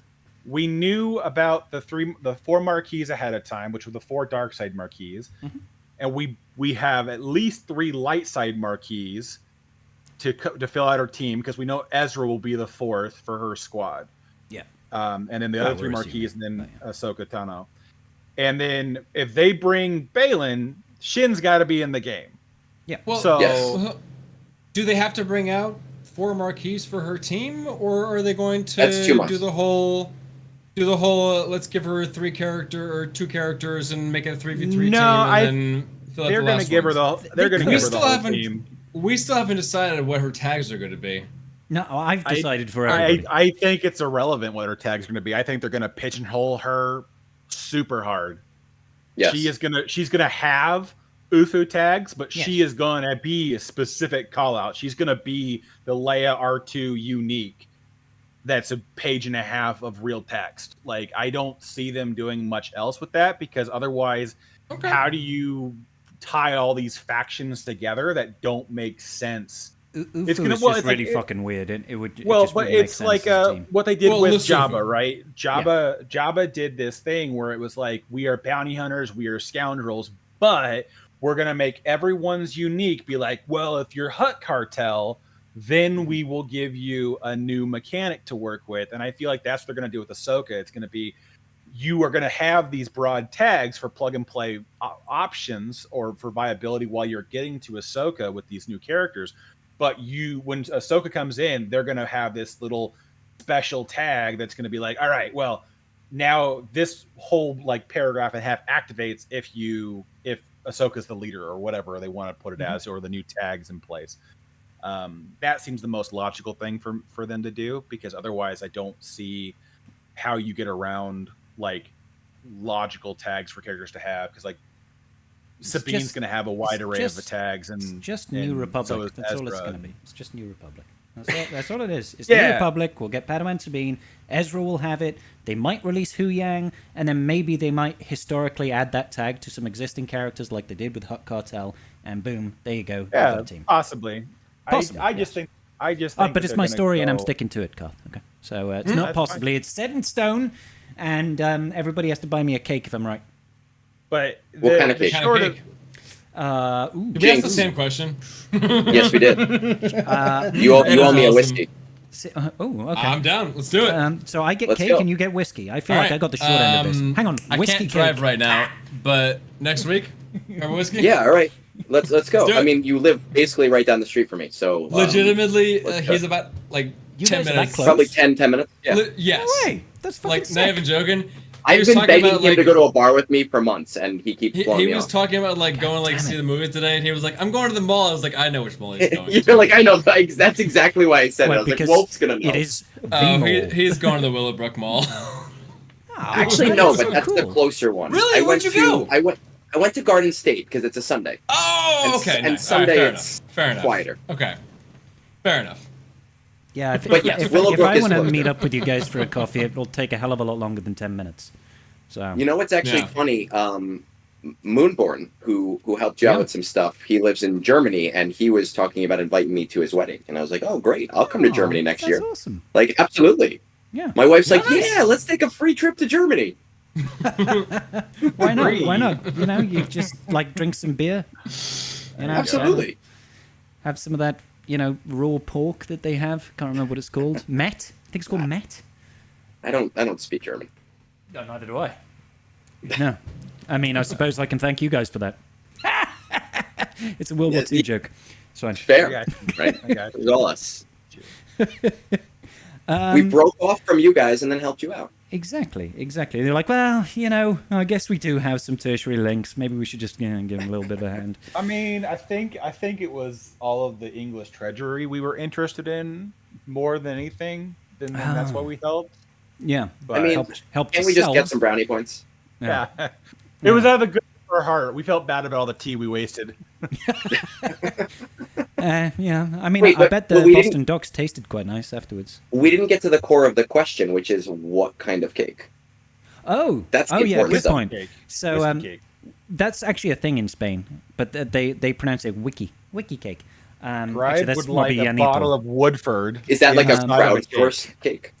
I can't even remember. It's more like a flan, to be honest. It's not. I don't actually like flan, so I'm more of a cheesecake guy. Okay, see this. I was really hoping you wouldn't say cheesecake, and here's why. I will derail this entire podcast. Cheesecake is not a cake. Agreed. It's not. It's not a cake. So when people ask what kind of cake do you want, you can't say cheesecake, but it is my favorite. It's got eggs in it. It's not cake, but it's very good. If you say like what kind of dessert, yeah. Sure. If you say what kind of cake, then yeah, like you can bake it. If you're asking like what kind of cake do you want, I wouldn't say cheesecake. If you're saying what do you want for dessert, I would say cheesecake. And are we talking New York or Italian? New York. Obviously, I knew you would say that, but I don't know what they eat in England. Cheesecake. What's the difference? I know, but do you make it with ricotta or do you make it with cream cheese? Cream cheese. Okay, so New York style. Okay. Is that New York style? Is it? Okay. Yes, it's much better. Ah, okay. I'm sure there's going to be some very angry Italians. Oh, yes. But that's okay. Actually, I get a lot of people from Europe that, watch the stream and stuff like that. A lot of Germans, a couple of Spanish people. Obviously, the English, a smattering of Welsh. I don't get many Italians, unless they're very, very quiet. Have I got any Italians in the chat today? Prego. Nope. Apparently not. No Italians. We're safe. I grew up surrounded by Italians. Like my hometown was probably, 50-60% Italian? Something like that? No way. I don't know. There was a lot of them. Hey, there we go. We've got Aldo. Aldo's an Italian. There was like 10 pizzerias, like all around the place. It was just insane. Tiny town, but yeah. We do have an Italian chat. That made me so happy. Cream cheese and whipped cream. Hey! Cool whip. Yeah. Cool whip. Cool whip. But also, actually, my first job out banoffee of pie, college which I don't think is actually a pie either. So, my first job out of college, I was actually working in northern Italy. No way. It was like an hour east of Milan. No way. Nice fucking place. That's amazing. Amazing area. Oh yeah. So it was a brothel. Shit. Oh yeah, obviously. What else would I be doing? That's all they have in Italy. No, I can't speak. I mean, I went to Florence. That was nice. I've been to Venice and Rome. They were all rather pretty. Rome was incredible, actually. I highly recommend Rome as a tourist destination. It's a very. Did not get to travel much, but no. Yeah. Oh yeah. Tuscany is gorgeous. A few little trips. Yeah. Oh yeah. Yeah. Now, whilst we're kind of on the subject of desserts, what is everybody's favorite dessert? One fruit cheesecake. Just one. Because if you have two, one then fruit, you'll be sickly. Right, correct. But like some people go crazy with like chocolate and they add all of these like different things to cheesecake. I want cheesecake made with one fruit compote. My favorite being strawberry. Okay. Strawberry. Oh yeah. Strawberry's where it's at. Strawberry's where it's at. 100%. Strawberry cheesecake. Fuck yeah. Or a key lime pie. I'll take either. Nice. All right. Yeah, we're grabbing a fucking whiskey. My aunt in Florida works for this company, Mike's Pies, and it's like nationally renowned pie company. So like every time we have like holidays and stuff, she ships a bunch of pies, and we always make sure she ships a key lime pie.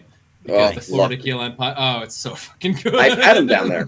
My brother has a house on Little Gasparilla Island, which is I think Gulfside.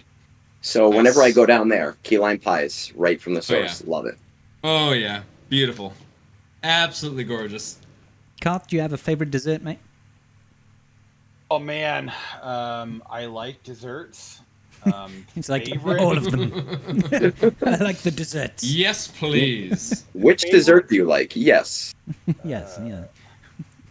I'm usually a bigger fan of. I like. So jealous, Wolfie. Like almost like a. I don't know what the best way to describe this is, but like a runny. Not like runny, but like a moist, dense like brownie or something like that with like some ice cream or something with it. So like a brownie a la mode. Yeah, but like the brownie's gotta be like hot out of the oven kind of like levels. It can't be like sitting on the counter for a week. That's just a different treat. With flies freshly jumping all baked over brownie with some fucking ice cream, so it's like still gooey and shit. I don't I don't have nice I got whiskey, you. but I'm gonna do a shot of whiskey with you guys right now because I Oh, want to use my shit. new shot Alright. glass. Here you go. It's red label. It's not nice. Oh. I got jealous of Wolfie's whiskey, and I was like, fuck this. Although I that haven't bought Japanese Red whiskey Label looks since incredible. I was like 20. Yeah, there's a reason for that, I'm sure. Black Label or bust if you're gonna go Black Label is that actually route. quite nice, to be fair. Yeah, Yes. I'm down with that. So, Yechid, cheers, Skull, Prost, Just and yeah. Hey. And that is just not a nice whiskey to neck. Beautiful. Thank you, gents. Yamas. I wanna say, Whoppa. you done that to yourself. Well, this time, yes. This time I have. I mean, you induced a few shots on the Friday night state stream. When I was just about to wrap up and you came in and you were like, shots! I was like, oh, crap. Hey, I think you were having a good time after that. I did actually enjoy myself quite a lot more playing that Bounty Hunter game when I had a buzz on than when I was sober. Although I was a little bit confused as to how I managed to turn my pistols into rapid-fire laser beams. I don't know how that happened, but... Bro, you were going like non-fucking stop. Like, that was no messing around. That Like my dude. Django must have had, like, severe RSI in his wrists after firing those bastards. I think it was Ray Rock that called it out. It was like Candyman's frickin' Gatling gun. Just Gatling gun over there. Yeah, absolutely. You don't even have to aim because there's like some soft auto targeting in it as well, so you could just like hold on it and it'd just be like it'll like figure some it out. fucking equilibrium bullshit going on, you know, doing some gung fu. God, yeah. It was. I was pretty convinced that it was that you had modified it somehow to do that, and then you were like, "Nah, it just happened." I was like, what happened was I don't remember the game being that like ridiculous. I was playing on my PS5 controller, and I think the battery died, so I kept on pressing the button to kick it into life, and I was like, "Oh, I'll plug it in." And after I plugged it into the charger whilst it was connected to the Bluetooth, when I started playing the game afterwards, that's when it went all screwy. Because if I used my mouse, it was normal. The mouse was fine. It was just on the PS5 control pad, but only after the battery died. So I was hacking, bro, indeliberately. That's not a word. Indirectly is what I was going for. Indeliberately. Because they pronounce it supposedly. Did they go to the zoo? Supposedly. Yeah. So it was a good time, though. It was a good time. I mean, it just made a complete mockery of all the bosses because I could fire faster than the speed of light. So yeah, just. I'm sitting here like I've been watching Sweens play this for the past week, and I have not seen him rapid fire like that. But like, okay, he just needs to press that trigger a little bit faster. That's all, bro. I mean, Sweens got to get good. Yeah, that's how it is. It was the Star Wars Bounty Hunter game that has been recently remastered with the rapid old fire one. controls. Yeah, it was like 2006. The or PS2 something. game. Yeah. Don't it's remind good, me of those good days. era. Good era. The PS2 era of gaming was peak. That was a fantastic era of game. Oh my god. Got so many bangers. I still remember to this day watching, well, not even watching, buying, I think it was Zone of the Enders by Hideo Kojima, just because it had a demo of Metal Gear Solid 2 in it. I was like, I'm buying the game to play the demo. And that demo was fucking incredible. I was like, that was like so revolutionary for the genre, being able to go into first person. You could target people in their hands, in their knees. You could shoot their radios and it would break the radio. You could interrogate them. Like, in gaming, we hadn't seen shit like that. We do stuff in games today because of stuff that Hideo Kojima, like, trailblazed. And it was just mind-blowing. Even jumping on the boat and watching Solid Snake's bandana whip in the wind. And the fact that he could catch a cold because he's out in the rain. And you come out of the rain and there's like raindrops on the floor. It was just like, oh my god, that's so cool. Love that game. We saw a lot of advancements like in gaming throughout our life. It's pretty crazy. It is weird. Like my first game was Mega Man 2. And I remember playing Mega Man 2 on my mom's 9-inch TV on her dresser. And I'd be sitting on the bed as a 2-year-old like this. Yeah. And I didn't know what I was doing. Wow. Right? But that was my first game, and now I'm like on a Mac laptop talking about a game that I'm playing on this phone that I can access from literally anywhere in the world whenever I want to, with better graphics than that game that was like on its full system. While simultaneously talking to 3 other people in different Drunks, parts of the world. 2 other drunks and Carthrick, who's still sober to this day. Carth, I'm waiting for you to get over this whole I'm not going to drink malarkey. And Wolf is actually in my other room. He's in my guest room right now. He's not in other part of the world. Yeah, I mean, that's true. Here, that's we can true. high five. Yeah. In the annex. I was renting the room to him. He just never invited me on before until today was here. I mean, I'm if you're the landlord, rude. it's it was weird. It was weird. Yeah, they don't make things awkward. You know how it be. Anyway. Yeah, technology is fucking wild. I love it. You got 4 more weeks to go, Scribe. Of you not drinking. Yep. Cool. So you come to the UK then in 4 weeks? Awesome. See you then. All right. No, go on. Lovely. Going to Seattle in 4 weeks to go watch my wife do a Spartan race. Ooh, That doesn't sound nearly as fun as coming to the UK and getting blind drunk. Oh, you're right, but it is cheaper. So that's true. And the impending divorce. Well, honey, I can't watch your race. I have to go see this weird internet guy on the other side of the world. Oh, she knows him. She's seen him before. She mocks his baldness just as much as I do. Come on, way to of all the ways you could emasculate me, you're like, he's bald. Just because I'm a virile young buck. Listen. Hey, what does bald do? It doesn't hurt your feelings. It doesn't change who you are as a person. No, it just makes me that much more damn attractive. You know, I mean, listen. Beating off the ladies with a stick right now. Scribe, I want to tell you right now, the best parts I see in you is the reflection of me. What? In my forehead. I mean, yeah. When you're right, Karth. I'll have to give it to you, buddy. I did that to an old guy I used to grow up with because by the time I was in high school, I was taller than him, so I'd always walk up behind him and rub the back of his head. It's like, I'm just trying to fix my hair real quick. He gave me so much shit as a kid, so like when I got taller than him, I was just like, and now it's coming back to you. Now it's my turn. Yeah. And fucking Eggnard's over here with a head full of hair. Full head hair. So I gotta tell you, I went to the movie today, and I went into the bathroom after the movie, and I went to wash my hands, and I'm hoping it was just the lighting in this bathroom. I looked in the mirror, and I was like, oh my god, my hair is white. Right? Like, you probably can't see it. It's a darker room, like, we're through the screen, whatever. But I was looking there, and I was like, what the fuck? Like, what is going on with all of this? So it's starting to go gray pretty severely, but I will have this head of hair forever. Like I was going to say this. If you were going to say, I thought it might have been the light, I might have been thinning or something like that. I was like, fuck off. No, you're not. No. Everyone in my family, tons and tons of hair. It's just going to go very, very got gray. A forest on your head. Yes. It's thick. Like. And I don't have time to get a haircut often. Yeah. So it'll go from here to here, and then back to up here. And I just go through all of them. Nice. But what I will say is that I think that the gray hair look is fucking cool. I think if you get the silver fox, you get like the right look. Yeah, I'm hoping that it grows in right for that.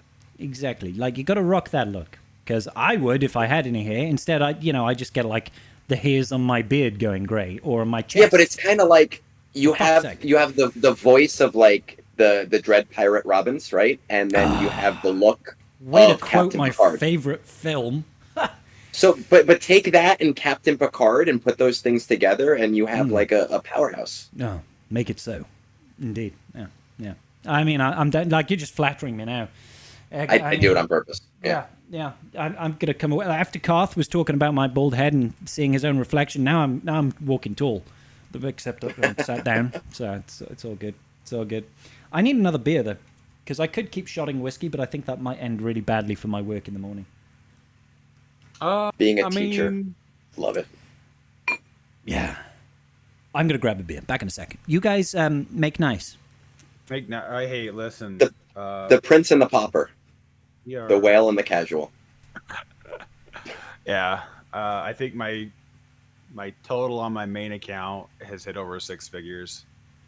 I did this recently. I was talking to Fat Phil maybe 8 weeks ago, and I looked at all of my spending from day one until now. Yeah. And I have spent a decent amount, but it's not.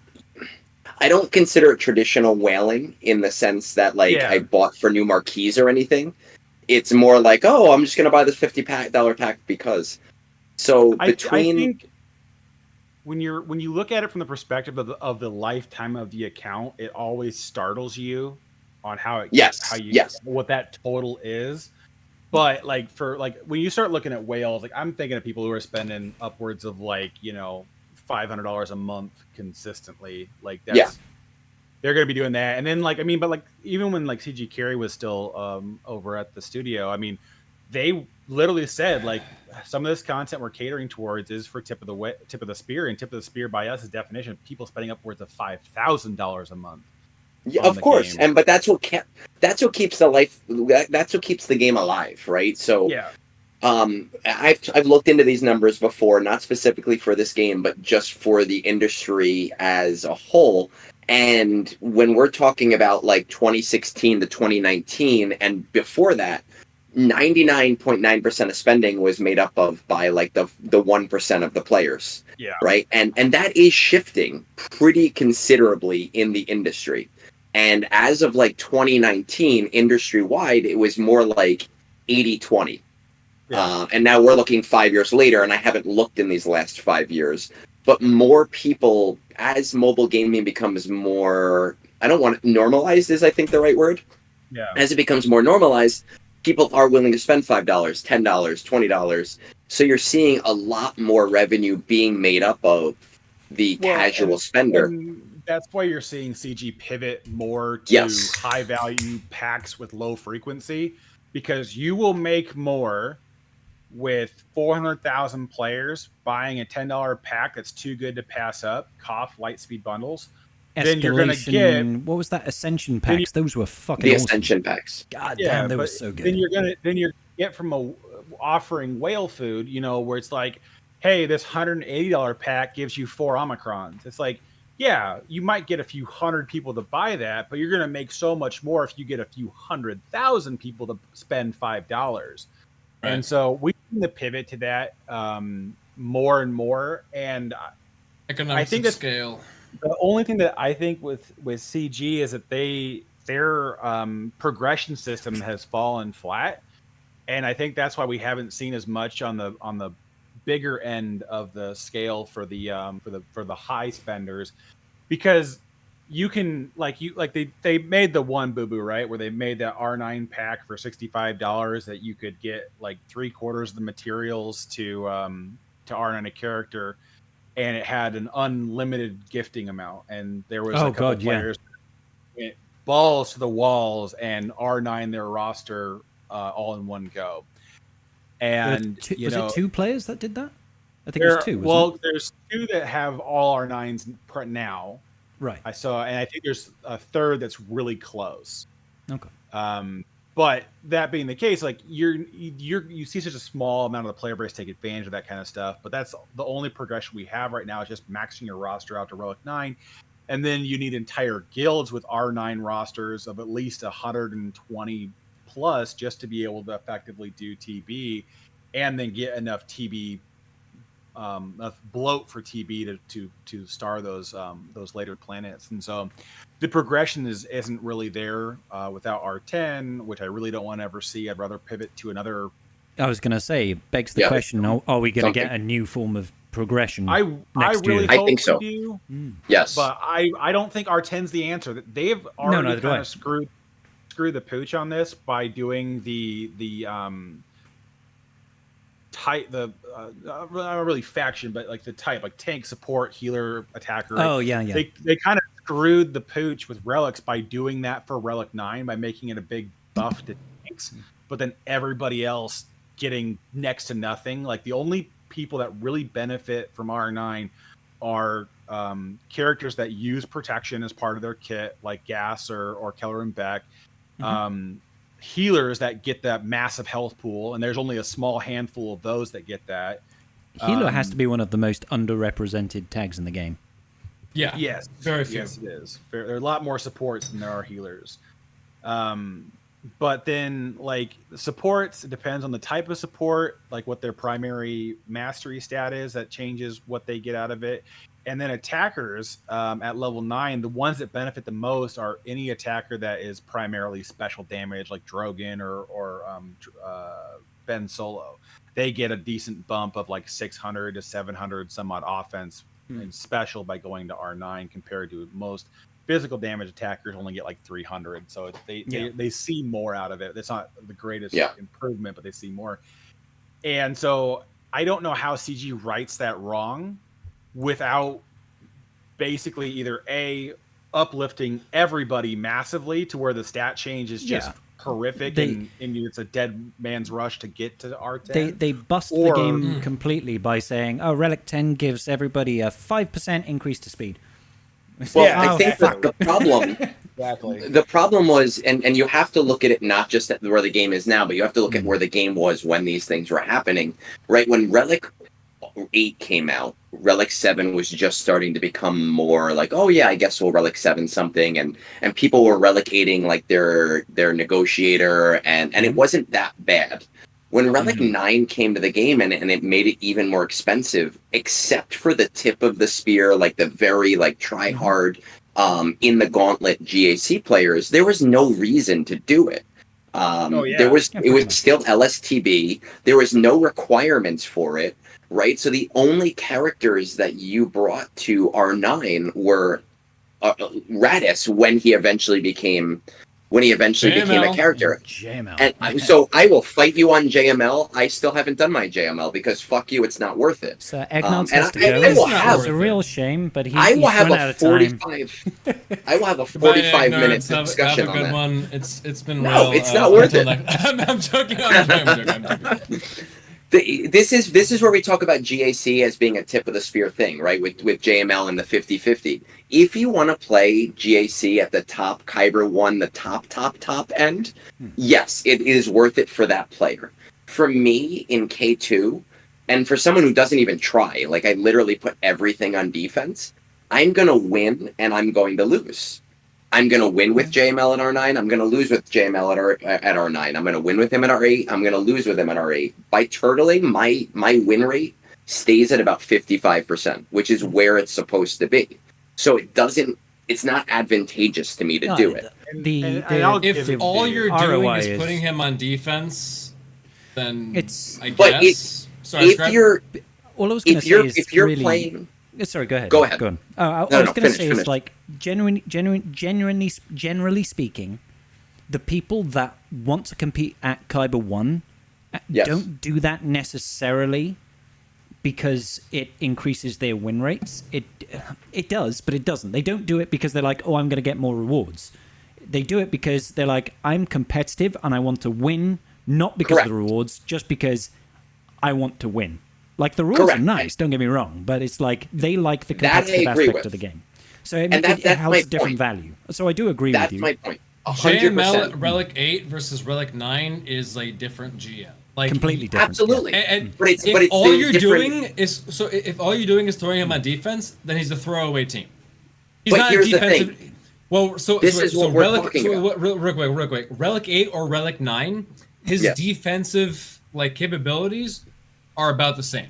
He's pretty much shit on defense. Whether it's Relic 8, Relic 9, Gear 12, Gear 69, Relic 42, it doesn't matter. He's shit on defense. JML is not a defensive GM. But you're missing the point. If you're using him on offense and using him properly, then you can undersize. You can do some very, very good work with him. And he excels at Relic 9. He is by far the most valuable Relic 9. He is by far the most valuable Relic 9 in the game. I love it. If you're doing anything on offense and caring about your GAC and wanting to play stuff. If all you're doing is slapping on defense, then he's a defensive team. But that's not my argument. My argument is that as a player who's looking at the ROI, I agree with you that the competitive player who wants it for the competitive nature of being at the top, it's worth it for them.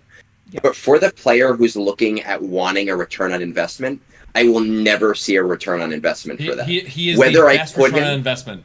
He isn't. Best I'm gonna win 50. I'm gonna win 50 to 55% of my matches regardless. It allows him to. It is a team who can counter different things at Relic 8 versus Relic 9. At Relic 9, but that's not an ROI argument. That's an argument of it's a GL being able to kill things. That is a return on your investment. That is a very specific return. I think there is also... It's not. Sorry. I'm not saying to win GACs. I'm saying for the team to be capable of doing things. Yeah. If you think I don't give a shit about that. So I'm saying if you think a team has, that I agree with. Yes, I'm saying if you think a team has, you invest in teams because they can do stuff, right? Yeah. Right. If a team can do something, you invest in them. He can do something at Relic 8. He's a very unique GL in that at Relic 8 he's barely a Galactic Legend. At Relic 9 he can actually do things that he's supposed to do. At Relic 8, he's kind of shit. I love JML. He was my first Galactic Legend. At Relic 8, he's kind of shit. At Relic 9, he's actually a Galactic Legend. He's actually able to do things. That is the return on your investment. If you're investing in GL, that's the return on your investment. That's not if the return on my investment. If you're investing in JML and you're not taking him to Relic 9, you're not getting your full investment. You're giving Karth the early. headache. Karth is going to have an aneurysm. You're tapping out early. I think in terms of JML as a character himself, he gets most of his value at Relic 9. If you're saying I'm only going to Relic 8, you're losing most of the value on your investment. But I'm winning just as many matches as I would before. My return has to do with my crystals. It has nothing to do with whether they win a match or not. I understand and I agree with you. I agree with you. But stop. I agree with you. But you're not getting me. Because you just said I'm winning as many matches. It's not about winning as many matches. But for me, it's not about that. But for me, it is. But it is for me. But you're not getting what I'm saying. You're misunderstanding me. We have different. No, you're misunderstanding me. I think there's also the argument that can be made that not everybody is going to be in the same situation as Egnard's is, right? He's already in Kyber 2. I think there's going to be there will be situations where there's a player that's in Erodium, and if they made an R9 JML, that R9 JML could potentially make the difference and take them from Erodium 2 to Kyber 4. Absolutely. There could be a scenario where that happens, and that is of value to them. But somebody who's already got an established roster and is already in Kyber 2 with the benefit, if you stay in Kyber 2 and you're still winning basically 50% of your matches, and you're never going to Kyber 1 and you never drop into Kyber 3, nothing really matters. Like, you can just stay wherever. Well, what I'm saying is the flat out investment of a Relic 8 to a Relic 9.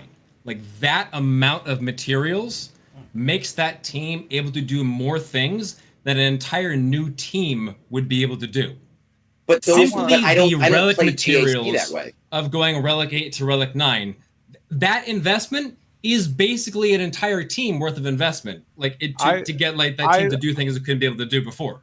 Like that's what I'm trying to express that you're missing here. Yeah, I would rather throw the e-brake on that entire conversation and just go this direction of it. Mm-hmm.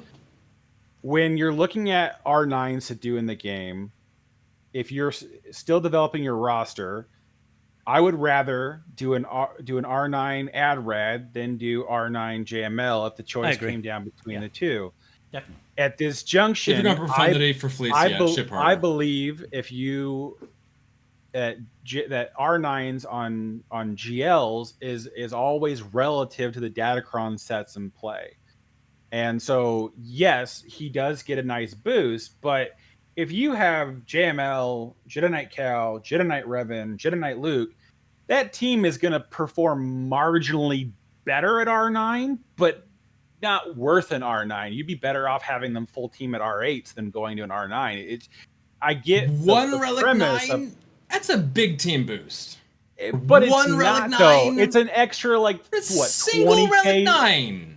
But it's extra. One character. But it doesn't give you anything material. It gives you something immaterial. But it does. You can break up those teams and do so much more with it. Yeah, but when's the last time you used JML to counter anything meaningful? JML because you don't need to doesn't mean you can't. You're choosing not to. Exactly, but JML is so like, low on the priority not list. To take advantage of that investment. You don't have to take advantage of it, but you can. Like that's an option that you're choosing not to. That is the option. Yes, you're right. You can take advantage of it. But JML gets regulated to the Hail Mary or the overkill. That is what JML does these days. There isn't much depending else on where you're at. Yeah. Oh yeah. In Kyber 1, a lot of the time, I'll be honest, JML, he's rid the bench sometimes. That's my point. Absolutely there. He's 100%. Like, he can kill your overkill. It really depends on where you're at. And he kills Keller and Beck. Well, yeah, he's your overkill. But we were overkill talking option for Qui-Gon. Our discussion is based in an area where you only have like one Relic 9. Like I have tons of Relic 9s, so JML is just but like if you're another only gonna Relic 9. One Relic 9. So like where we're I'd rather at, get Karth, I'm with you. Like where we're at, 100%. I got you. Yeah. It's a different discussion. Oh god, yeah. If you're only ever going to have one Relic 9, I'm just talking about like the value of JML in himself as a Relic 9, and he provides a lot of value. He gains some advantage with the Relic 9. You get the additional true damage on the inherited teachings. He's a much more durable tank, but again, it becomes circumstantial on what that difference changes, and if your investment, as Agnard puts it, is not going to net in more rewards or better rewards for the investment, then I understand why you wouldn't want to do it. If you're not going to be pushing for the top of Kyber 1 and hanging out with Aesop and Tassanex and whoever else is up in that tippy top of the spirit, then it doesn't matter what you do and what you don't. But then, I'd argue that the rewards at the bottom of Kyber 1 and the top of Kyber 1 are like... And if you're just fucking around, then just invest in whatever you want to invest in. Like build your Night Sisters up. I did. My Night Sisters are all R8. They're great. No, beautiful. I love Night Sisters. They're on the subject of Tassanex, can I just pause for a second and say fuck Tassanex? Not because I don't like him, but I say fuck Tassanex to him every Sunday morning, and he didn't show up this morning. So I love him. I love him to death. He sometimes shows up here. Tassanex get fucked. So I just want him to know that I'm thinking of him. He has actually come in here a few times asking for Scribble on advice on how to be both bold and beautiful and just be amazing and just like take on just all but just Cass he has needs got advice those from beautiful hats. He's got those beautiful hats. And I'm often reminded about my distinct lack of hats. So I do have a Scribe Gaming hat somewhere, but hard to wear the headphones. But do you have Scribe Gaming stickers? Not yet. I should get myself some Scribe. But do you have Scribe Gaming shot glasses? I mean, this one has a purpose. I have a coffee cup. Wait, it's lovely. Does somebody have the Naboobies coffee cup yet? I don't think so. I haven't checked my teaspoon. I swear to God, I ordered one and then I didn't. Apparently. Yeah. So, no, I checked the order when you said it never went through. So I don't know. I never followed. He got your money. But then he was like, "No, don't fulfill that this." That happens anyways. Yeah, sometimes. Friday night is an example where I was like, "More shots." Hey. And buy an Omni pack. Hey, the Omni pack was totally worth it. It was totally worth it. I agree. I haven't spent those Omnis yet. I have 39 Omnis sat there, and I'm just like, normally this would be going towards like Luthen, but there's no point. We've already discussed this. I can't get a functional Luthen team. So, no. This is just we're just passionate guys. We're not arguing. We are discussing with passion. That's right. Well, I mean, again, we're debating. It's the premise of the argument. Agnarch is specifically talking about his account in when he's referring to the investment. And like I said in chat, everything is from a certain point of view. Yeah, sure, it is absolutely. Everything is going to depend on where you're at and where your investment is and what you have and what your account is and what everything that we say, every point of advice is from a certain point of view. Advice for one person is going to be great, and if you give the same advice to another person, is going to be fucking useless. Exactly. I mean, we can go to Wolfie and we'll be like, "Hey, Wolfie, what's the relic investment on your Luminara?" Luminara Relic 9. There you go. See? When you're R9ing Luminara, JML is a fucking fantastic option. That's a different league. Yes, I have a Relic 9 Luminara. Come on. Who doesn't? Who doesn't? Like I say, everything is a certain point of view. God damn. From my point of view, the Jedi are evil. But yeah, it's a good time. And I will still not take her beyond Relic 5. I'm just like, I don't want an R7 fucking Lumi or Kit Fisto or, well, maybe Plo Koon a little bit. But yeah, fuck that. Plo Koon is an amazing Relic 8 because he unlocks the negotiator counter to frickin' Executor with the triple attacker if they have a Relic 9 IG. All right, it's a very, very good investment over there. That's sounds like a very specific investment. That's a very specific investment. Subset. But it's a very specific. You know my approach to fleet battles in GAC. It's like, save everything for offense. I'm just taking everything to offense. Fuck fleet defense. Yep. I've got everything, but I'm not fucking with fleet. And I'll still lose. Negotiator is legitimately it's more reliable. I have had more consistency with Negotiator versus Triple Attacker Executor than I have with Profundity. Because Profundity, you're depending on RNG for the assist and everything. You really are. And Negotiator, you just win. It hurts so bad, bro. Egg, you feel me, bro? Like, I had, what was it, two back-to-back GAC weeks where I got, like, no assists and a dodge in my... And they get all of them. Yeah. No, it literally, like, Profundity versus Executor specifically. I'm like, all right, guys, we need to get this. Let's pray for some RNG. Just, like, no dodges and all the assists. And you just go, blink, and it goes, evade, and no assists. And you're like, I'm fucked. And then you lose, and I cry. And it happened back-to-back 2 weeks. It's like, there's no way I could have this 85% win ratio fail twice in a week. That not back-to-back in GAC matches. No way would that happen to me. But it did, and I cried. You know what's interesting, though? What, Cuff? The Negotiator with Plo has the same win rate as Leviathan, which is about 7% better than the Profundity. 92%? Yeah. Roughly? I mean... Wolfie. Yeah. So the numbers don't lie. My next Are R9 you going to buy me the goal, signal data for that? Yeah. No, next R9 sub goal has to be Plo Koon, chat, okay? No, Relic 8. All you need is 8. Hey, maybe you get lucky and R8 Plo is a requirement for Ahsoka. Okay?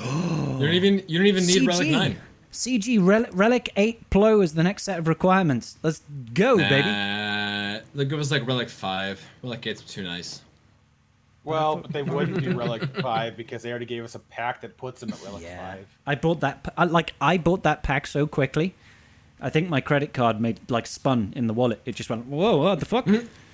Like Luminara, she was like gear 1. Plo Koon was gear 11. Kit Fisto had no investment. Eth Koth? I think Eth Koth was in that pack. You can only do the CM on Coruscant in TB. Yeah, if we had to do any CMs at all in stage 1 of Rote, right. our guild is at the point, Egg, where we can just deploy in phase 1 and get max me stars. Too.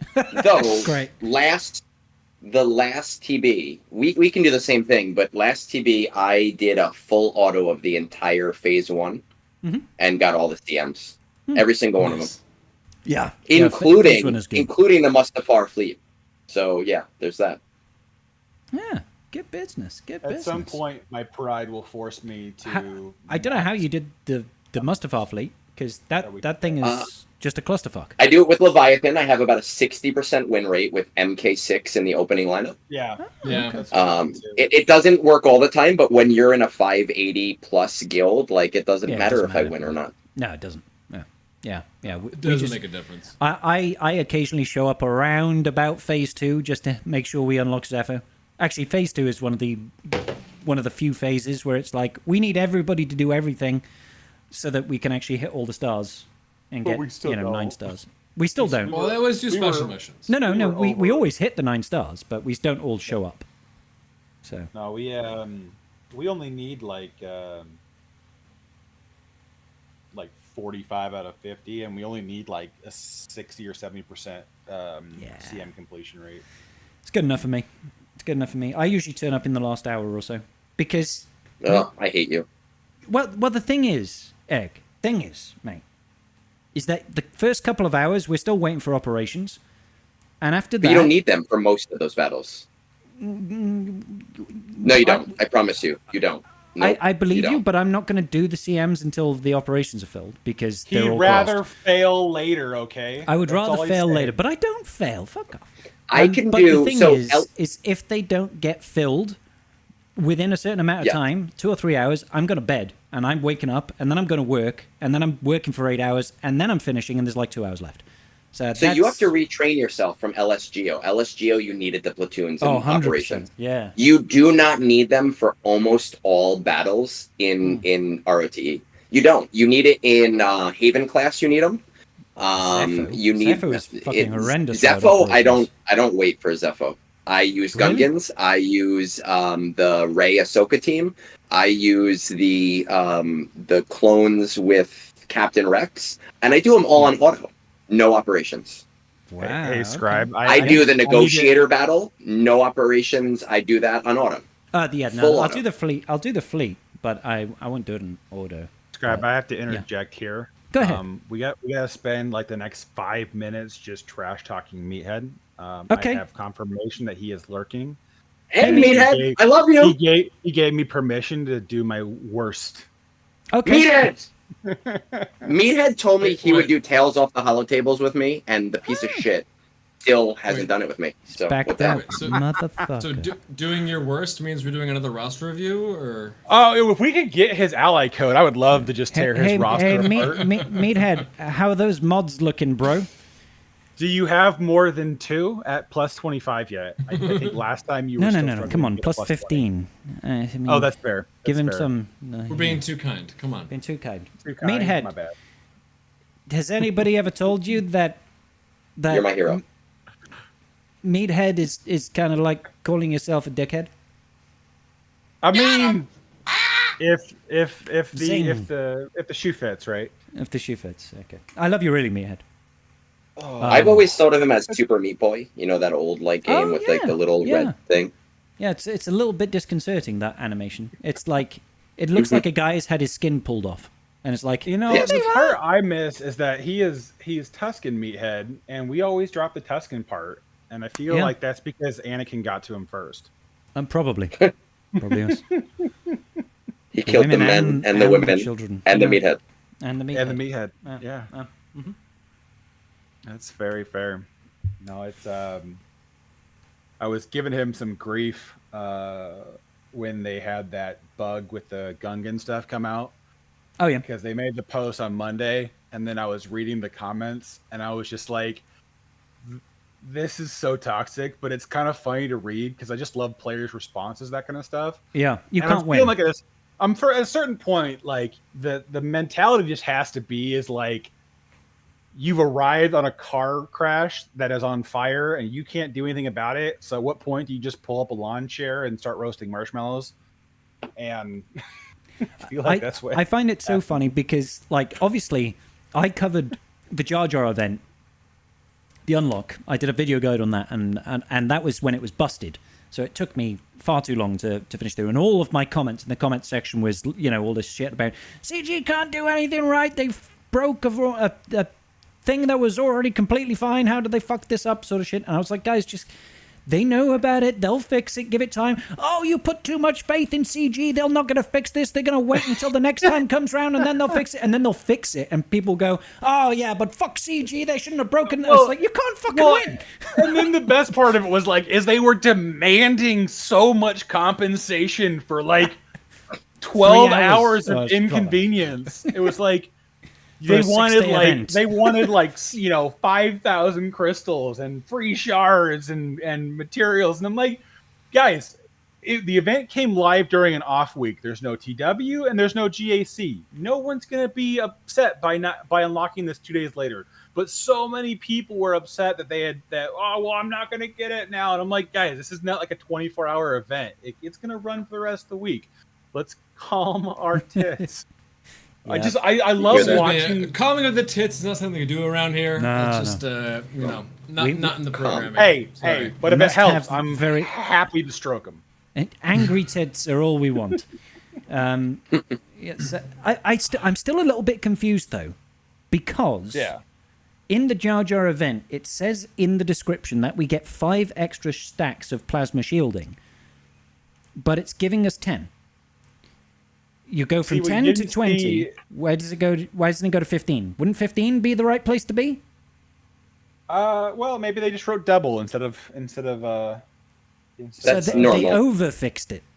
Yeah. Hey. But it was like that the first go round as well. We had 20 in the first go round, but the description says you gain an extra 5. It's just I find it funny to me that when they fixed it, it went to 20, not to 15. Hey. Overcorrection and the positive for the players is okay.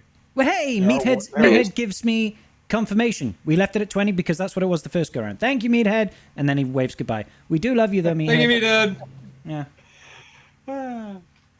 I just feel bad for them sometimes. I like. You really can't win sometimes with the Galaxy of Heroes crowd. The funny part to me though is because I always get called off as like a CG apologist, right? And because I constantly kind of right on the fence of defending them, and it's like to a degree, it's like it's because like the players get so unhinged some days on like what the problem is, and then they just fervently believe that if you just change the one line of code, it solves everything, and then you're always winning your battle. Well, everybody's a coder. Didn't you know that? Yeah, exactly. Yeah. The armchair referees here. I pride myself when I do posts or videos or anything else. Half the time I am too hard on CG, and half the time I'm a CG apologist. So I know I'm somewhere in the middle. And I'm like, all right, that's great. Like I'm doing both sides. That's fine. Balances out. Yeah. I play for both sides. Each direction.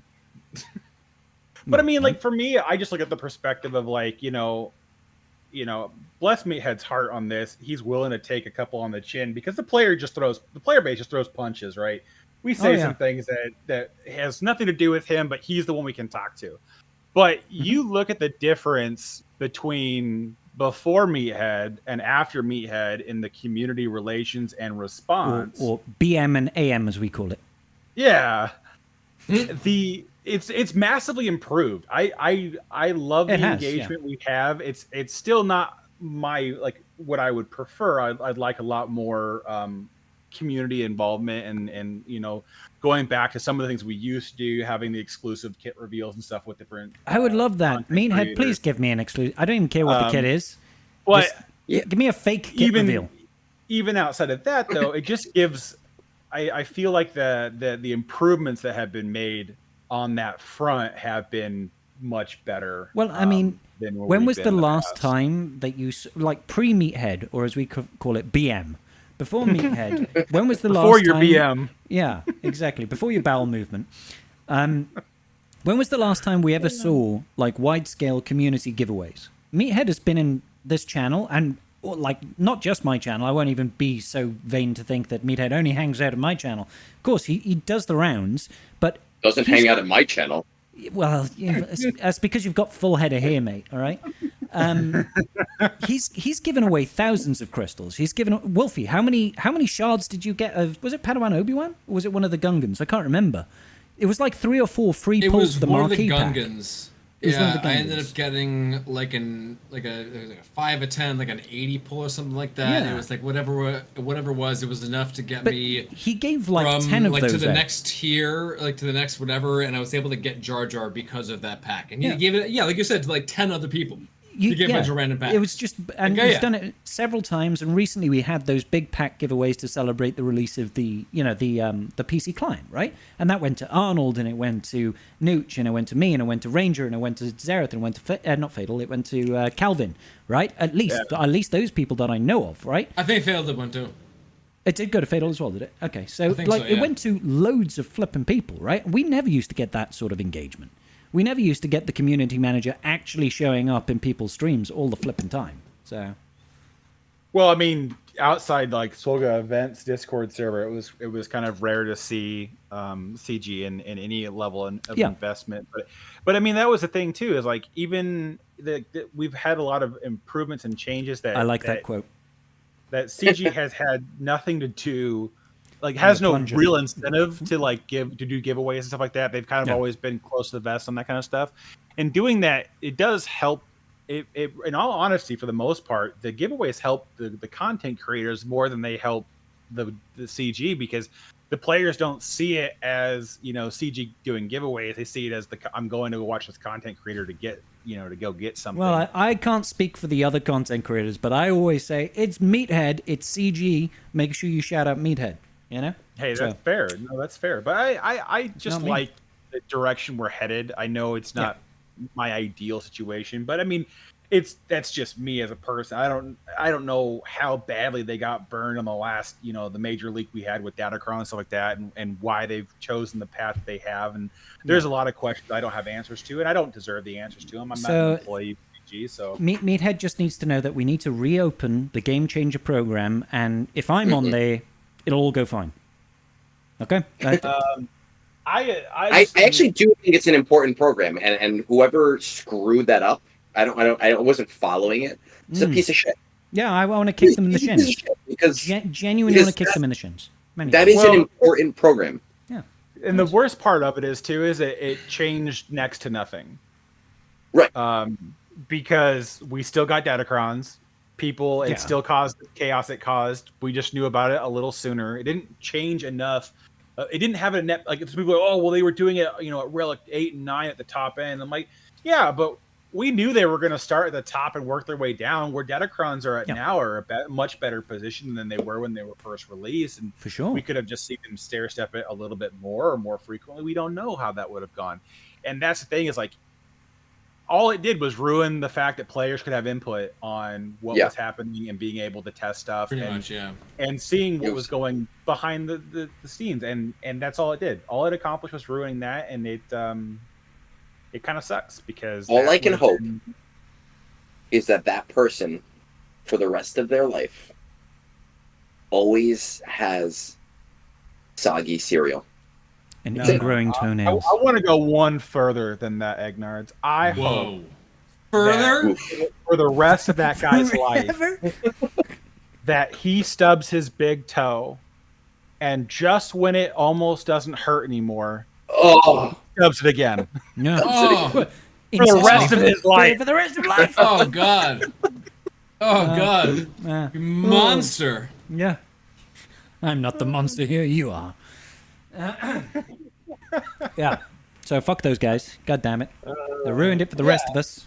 Because that used to be cool, man. I used to enjoy seeing, you know, the content creators. Because we used to have such a myriad of things come out of that. It wasn't just, hey, here's the new characters, here's what they can do. There was stuff that, you know, like, what's his name? Skelterix used to do that max damage raid videos, where he would have literally like perfect modding, maxed out characters to see just how good can you make this team at the very top end, that you just don't see anymore because they can't get the perfect mods and they can't just have R9 everything. You know, it's just cool stuff. I miss it.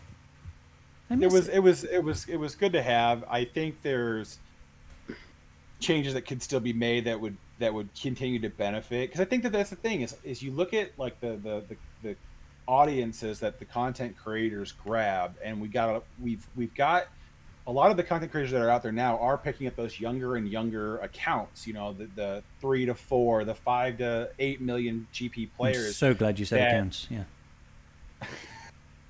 We're not all like Dr. Disrespect around here, okay? Whoa. You're thinking of a different YouTuber / streamer. Yeah, sorry.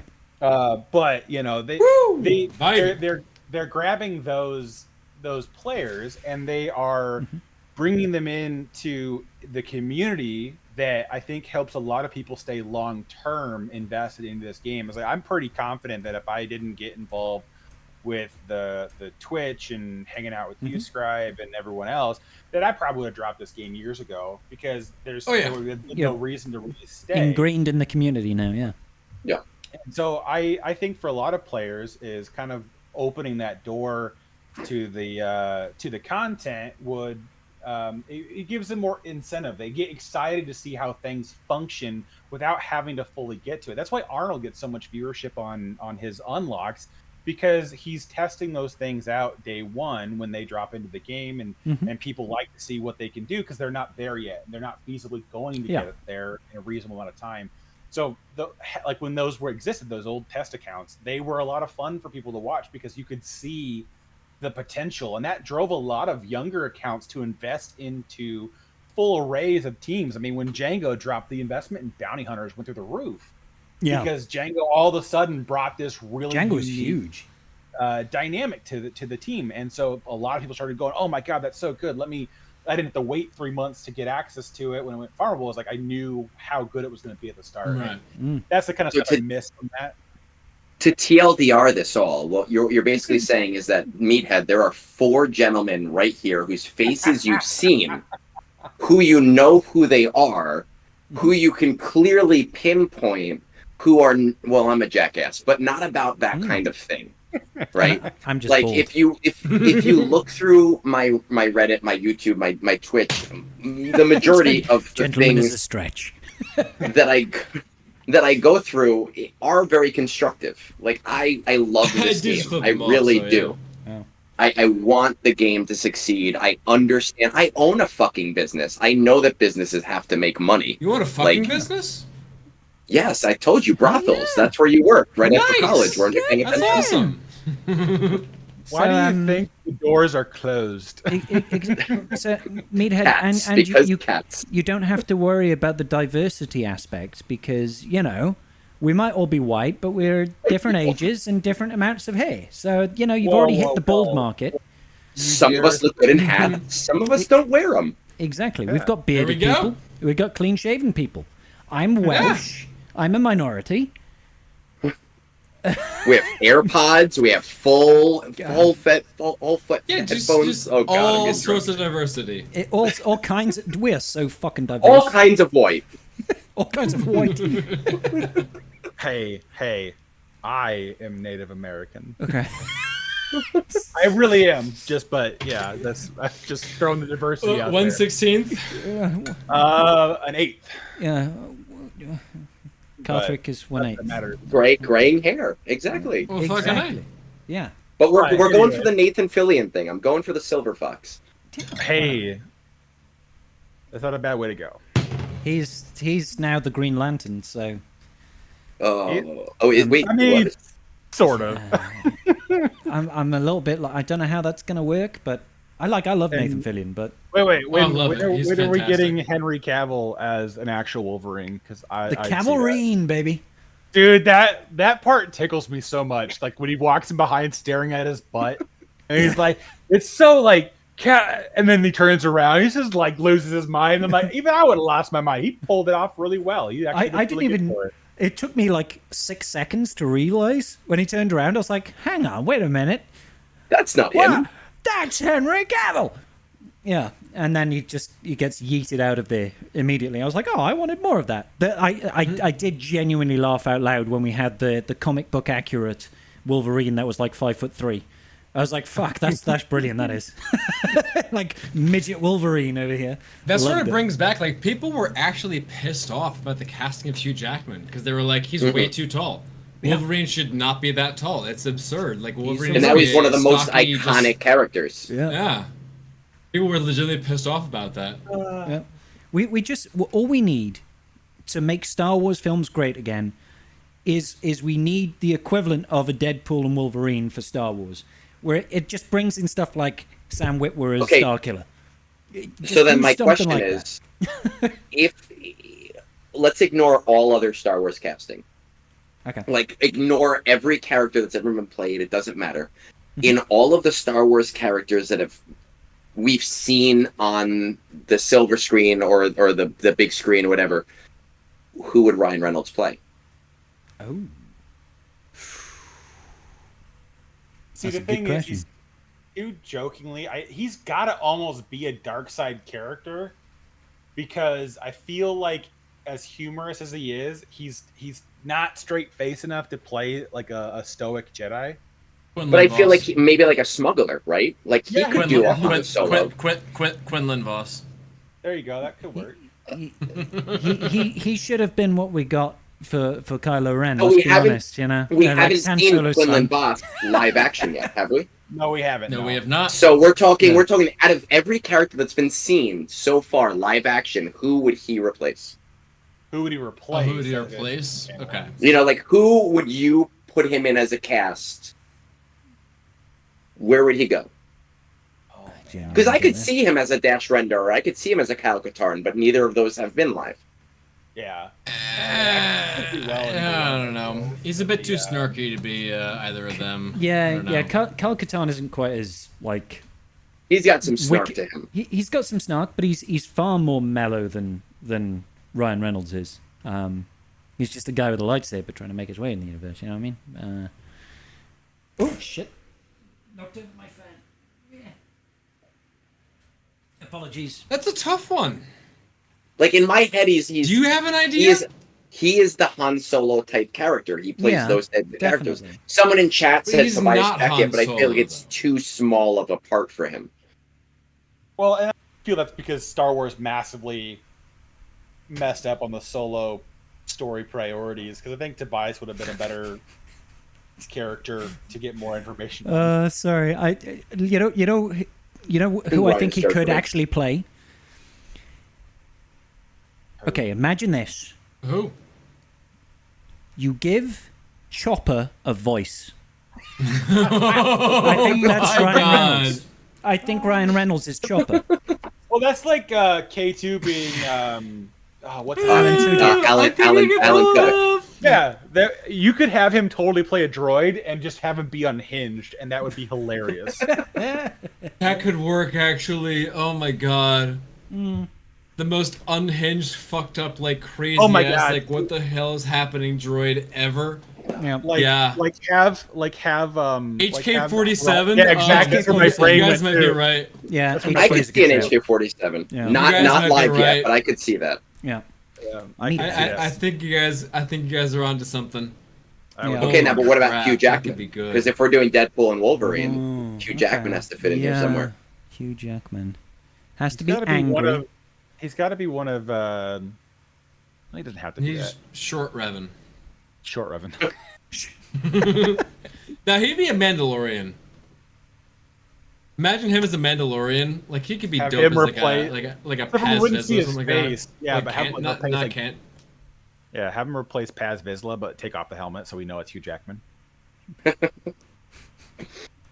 Oh my god! I'm the only Mandalorian that doesn't wear one. Yeah, I don't know. He could be good as a Mando. I like replace Paz Vizsla. Yeah. All right. Well, is this a good time to pivot over to some Tribe Talk questions? Do we have Tribe Talks? We do have some Tribe Talk questions. Amazing. Let's do it. Hey, bye, Meathead. Love you. Bye. Speak soon. Put me in the Game Changer program. Thanks. Bye. Okay. I can't wait to see you on my stream, Meathead. Sunday mornings. Yep. It'll be 5 a.m. for you. Enjoy. That's exactly what he wants to do on his weekends off, I'm sure. All right, so we've got a question from Exarcoon. This is a marry, kill, and fuck. Who would you marry, kill, and fuck out of... What the fuck? Acolyte Season 2, Kenobi Season 2, or Book of Boba Fett Season 2? I want the Anakin response to this right now. Kill them all. Can I kill all of them? I'll kill them all. Sorry, say that again. Let me look marry, in the kill, chat. fuck, Acolyte Season 2, Kenobi Season 2, or Book of Boba Fett. There are no good choices here. I just want to say, though, I would have to marry Kenobi Season 2. I would have to fuck Book of Boba Fett, and I would have to kill the Acolyte.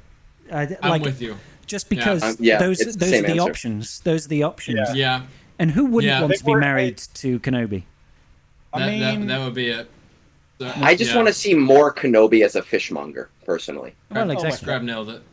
I never want to see that waste of airtime in my life ever again. Which one are you talking about? Yes. I never want to see. Way more specific. The Kenobi at the meat processing place. Like, you mean like the first 4 or 5 episodes? Yeah, exactly. That they reiterate that same scene like 3 times in the movie. I mean, not quite as bad as The Acolyte, which literally replayed this episode twice in the same season. Hey, but they had to find some way of spending that $180 million. Yeah. Reruns within the same season. We were under a budget. Although, would a fishmonger like sell space whales? Because whales aren't technically, but whales aren't technically fish. Oh my god! But I think it's like a semantic. Right? I think it's would a it be a semantic fishmonger? Like if a fishmonger was like, would they sell whale or no? Like I don't eat whale, obviously. Like, you don't call like someone who sells whale blubber a mammal monger. But why is that the hang-up out of the entire? I really enjoy that. This is where the podcast has got to. Can we just imagine Kenobi season 2 being Moby Dick in space? Just think about it. That was Ahsoka season 1. Kenobi wrangles a Purgle and travels the galaxy. A big white Purgle. Yeah. Yes. Yeah. He finds the ancient Purgle Lord. I mean, well, in modern day Disney, I don't think it would actually be white. So that's fair. They would recast it for sure. It would have to be something else, but it also couldn't be black. So it would have to be a rainbow-colored fucking Purgle. Purple Purgle. Purple Purgle. That sounds like a shot. We need to invent a shot called the Purple Purgle. That does sound like oh my god. Maybe like some we could use blue carousel. Yes. Oh my god. Nailed it. Air high five. Hey, you guys walk between the rooms real quick and just hug it out. When you guys meet up for your drink, you need to order a Purple Purgle. You'll have to, and they'll be like, "What the fuck is that?" We'll make a Purple Purgle. The bartender will be like, "What the fuck?" We gotta figure something out. Yeah, we know the way. We'll be good. All right. So next question. Jinko says, "Who's the best all-around toon to go with Bane? Are Vader and Dooku actually viable? I assume as supports for Bane." Same question for Queen Amidala. Okay, first of all, who do you guys use with Bane? And is Vader and Dooku viable support? There's 2 options. Do you need them to die or do you need them to take the hits? Because if you need them to take the opening salvo, then you take Set. If you need them to die, then your highest relic. Yeah, that's who the fuck ever. Do you need them to die now, or do you need them to die slightly later on in the battle? Because they're still going to die most likely. Exactly. That's where it comes down to. Yeah, in my mind, it's usually, if I'm going up against something particularly nasty, speaking Queen Amidala with Padawan Obi-Wan with the Padawan Obi-Wan Kron, I'm taking in Set. Because I need some chonk behind that badonk. Apart from that, I will just take my highest relic shitty Sith. That might be Dooku, that might be Sith Assassin, that might be whatever. Yeah. You know? The problem that I found is that depending on who you take, it can screw things up because sometimes you need certain things to occur, like the character dying.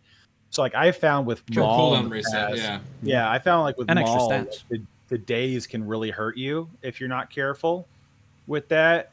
Dazing the enemy team, you mean? Yeah, the same with Dooku. If you stealth and they cleanse the Bane, and then Dooku just hides and then gets the rule of 2 stuff, like it's useless for you.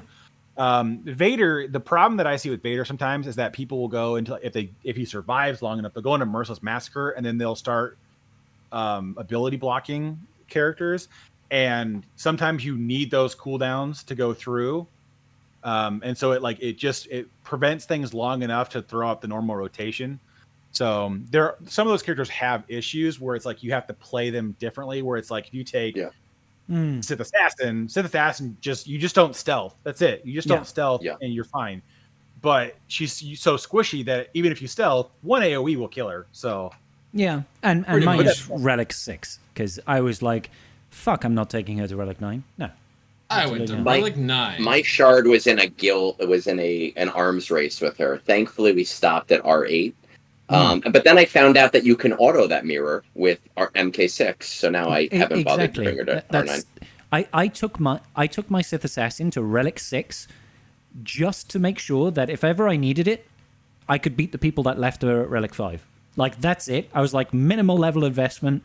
I might catch a couple of people off guard, and that's about it. And then we obviously all got clued into the Mark 6, the Mark 6 starting mirror, and that doesn't even matter what relic level she is. You just fucking go in, and short of a dodge, which happens far too frequently, I find, you're going to win that mirror. Yeah. Because I've had, like, if they dodge your Sith fighter on that first move, the whole thing's fucked. It's just Well, I don't even look. I just hit auto, and I win. And 95% of the time. Yeah, exactly, and that will work. It's only technically speaking, it's like a 2% chance, right, for them to dodge the attack from Sith Assassin. So it should work every single fucking time. But I've had it at least twice. Sometimes life is not kind, and they just dodge the one character you can't have them dodge, and But yeah. So I guess it depends. I personally wouldn't use Vader with Bane just because I find Vader's more valuable elsewhere. Yeah, exactly. Yeah, too valuable. So who are we using for the 4th and 5th on our Queenie teams? I just relicked my Queenie, so I haven't used her yet in 5s. I'll be honest. I'm at this point. I'm using like C-3PO and Bad Batch Echo, and I know that's a weird combo, but it's because I find currently CLS doesn't do a hell of a lot, and Bad Batch also doesn't do a hell of a lot. So I'm like, I'd rather power up the Queen Amidala team. Well, so. And the AoE days from Echo definitely sets back some counters from being functional. Yeah. But once the Padawan Obi-Wan Kron falls, I think then a lot of people are going to transition to using Cup and Echo for that. My Cup's still Gear 1. But my personal preference, because if we're not looking at Datacron... You think we could be using Cup on that fucking team? Who the shit actually has Cup? Come on. I've got a Cup Datacron. Karth has everything. My Cup is level 69. Like, come on, Karth. Who the fuck actually has Cup relicked up? Everybody that's in the top 200 of Kyber 1. Quarter. I will relic him up right now just to piss you off. Like just to prove you wrong, son of the player base. Just to prove you wrong. But for me personally, you me right because you proved that you didn't already have him relicked. I will. I mean that's true, but I have every character at G12. I mean, so. Cup is my next Relic 9 sub goal, and I think I'm like 60 or 70 subs away, so I will have him, Wolfie. But right now, he's Gear 1 level 69. So, he's not somebody that you just be like, oh, he's a great character, let's make sure we get trash, Cup bro. relic He's good to go. It's going to be one of those things where it's like the 4th and 5th you pick are going to be dependent on what your roster has available for you to use. There's a lot of... I'm going to use, like, Mace and Barriss. See, if Mace's taunt wasn't cleansable, I would be happier, but I don't like people having another thing to attack besides the decoy. Yeah. The decoy? But the decoy is not, invulnerable. Yeah, but... It dies pretty quick. Definitely not in the raid, because they do, like, 200% more damage to... fucking decoys. Seriously. I've always liked doing Shakti and Clone Sarge, but that's just because I have like the doing investment Shakti as well on that team. Shakti's good. I like Clone Sarge's turn meter manipulation that he's got, so it's fun for me to do that. But it's the Padawan Obi-Kron was the hard winner, and then when that drops down, there's just not as much. Like, you can't ignore what Datacrons are doing, and like when you have a GL that can't beat Queen Amidala with certain crons, then it becomes one of those things where it's like, all right, well, when you say AGL, you mean like when you have like 3 GLs that can't beat Queen Amidala? Well, a lot of them really struggle with the current stuff. But like, once set 15 drops in totality. Characters like JMK and Slacker are going to struggle a lot more to deal with these teams because they can't reduce all that incoming fire. And so I feel like you're going to get into a position where, like, if Kenobi can crit against something with against like a JMK team with the AoE, like, he's just going to kill like Snips outright. That attack under protection is rather tasty, to be fair. So it depends on what I think your the support options cron is going to be huge with Queen Amidala, to be honest. Yeah. Yeah, because Queen Amidala's got a support mechanic on. Well, she's a support, and then Echo's gonna have a ton of debuffs with him. Irresistible AOE, 2 lots of debuffs. That's 10 debuffs in basically turn 1, which is nice. Well, turn 2 technically, because Queen Amidala will go first. You just need Padawan Obi-Wan to keep getting advantage, and then he's gonna just destroy things. Yep. Although, outside of the raid, characters don't typically have like 150% crit avoid. So yeah. That's true. And, if he's full Galactic Republic, he's gaining 100% additional crit chance. Yeah, he will. He's going crit. He going crit. Yeah. Did we answer that question? I don't even fucking know. I think we circled it long enough to be like whatever their Datacrons are doing. That's what we're answering? Yeah. Mr. Actually, Rover. I learned a lot personally because I'm like, now you know. Now I use Cup. Yeah. We've had the joy of threes, so we haven't had to set her on defense yet. So Rover is asking 3 questions. What do we think about the unlock of Luthen on some accounts? Are they test accounts? How could this have been done? So this is about certain people have managed to unlock Luthen already, and I think it's about there was some sort of bug with the was it with the premium conquest pass, right? Giving extra shards or something like that. It was this was a Reddit thing last night. People were asking about this, and I wasn't sure about it. And people actually sent me the .ggs. They were like, "Oh, I don't want to make this public. Let me send this to you." Mm-hmm. And I guess that some people got double red crate rewards during the first Luthen. I don't know. I didn't know anything about this, but in the Reddit threads, they were saying, "Oh, there was a very small amount of people that they hit the red crate rewards and they got it, but it didn't register, and then they got it again." I don't know if that's accurate or not. I have no verification on that, but that's the only thing I have on this. You feel like you could look in SWGoH and see if they used Luthen in the last... Well, no, but there are people that have Luthen. I've seen it in the game. Yeah, I've seen the .gg and then went in game to check out the account. Yeah. We can go to player data on SWGoH, right? I've seen it. There's one guy. There's one guy who has him at R5, and I looked at it in game, and he does have him. Odds are what 4 happened, in total. And he's an active GAC player, too, in a relatively normal guild.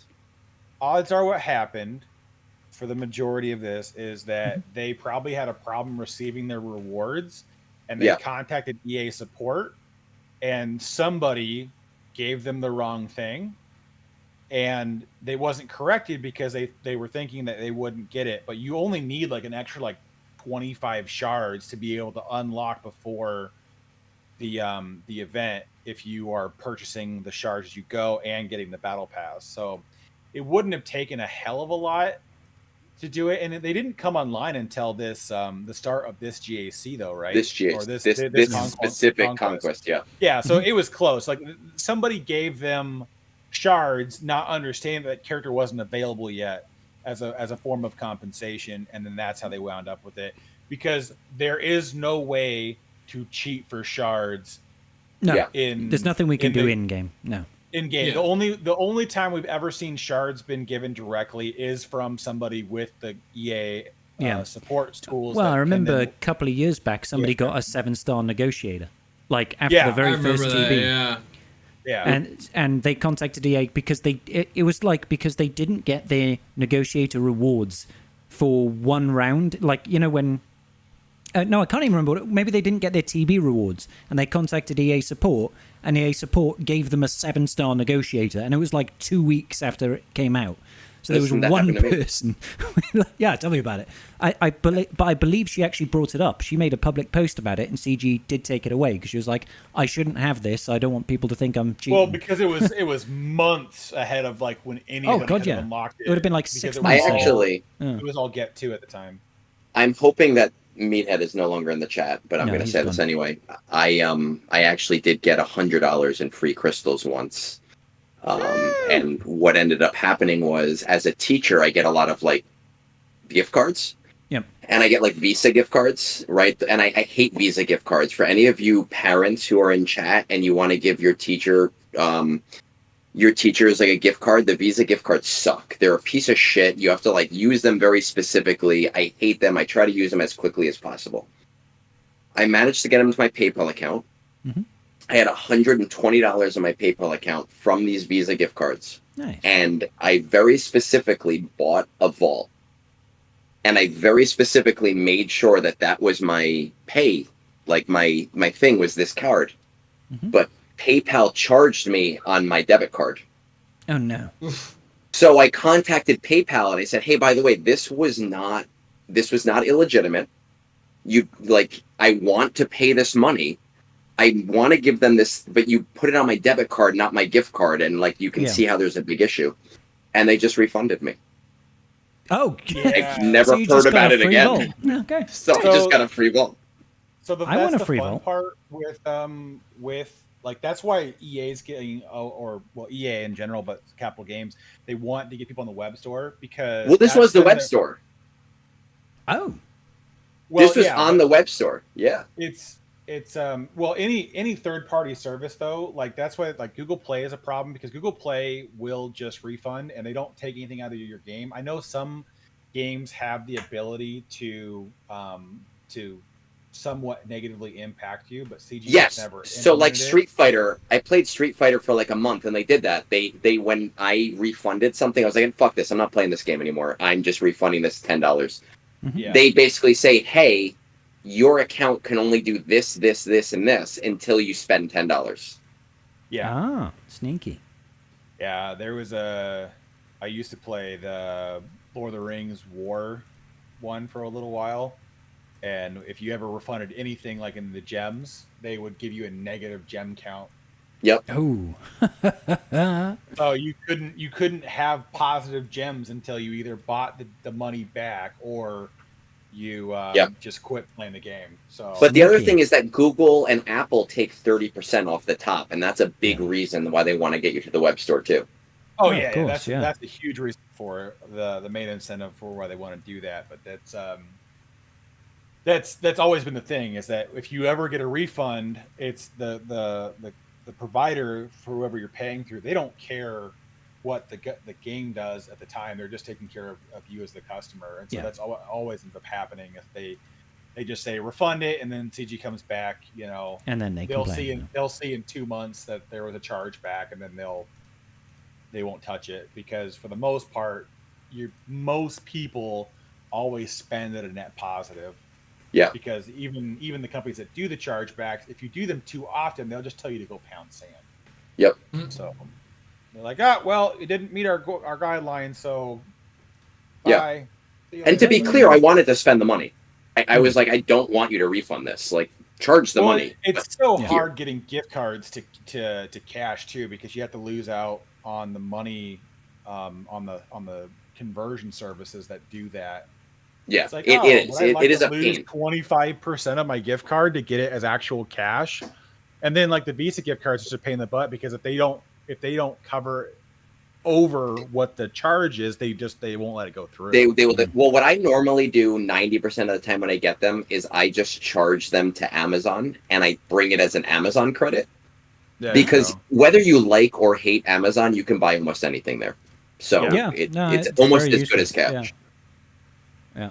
So I just going back to the question then, so we don't get too derailed. Mm-hmm. My opinion on the Luthen situation is here.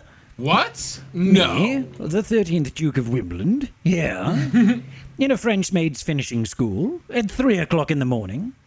Yeah, well. Sorry, there was a bit of a fast show coming through there. That's very British humour. So circle back. My personal feelings on this is there are 4 people that have unlocked Luthen. Doesn't fucking matter. It's a mistake. Shit happens. Nobody is going to get impacted by this negatively. We can close the door on that and not worry about it.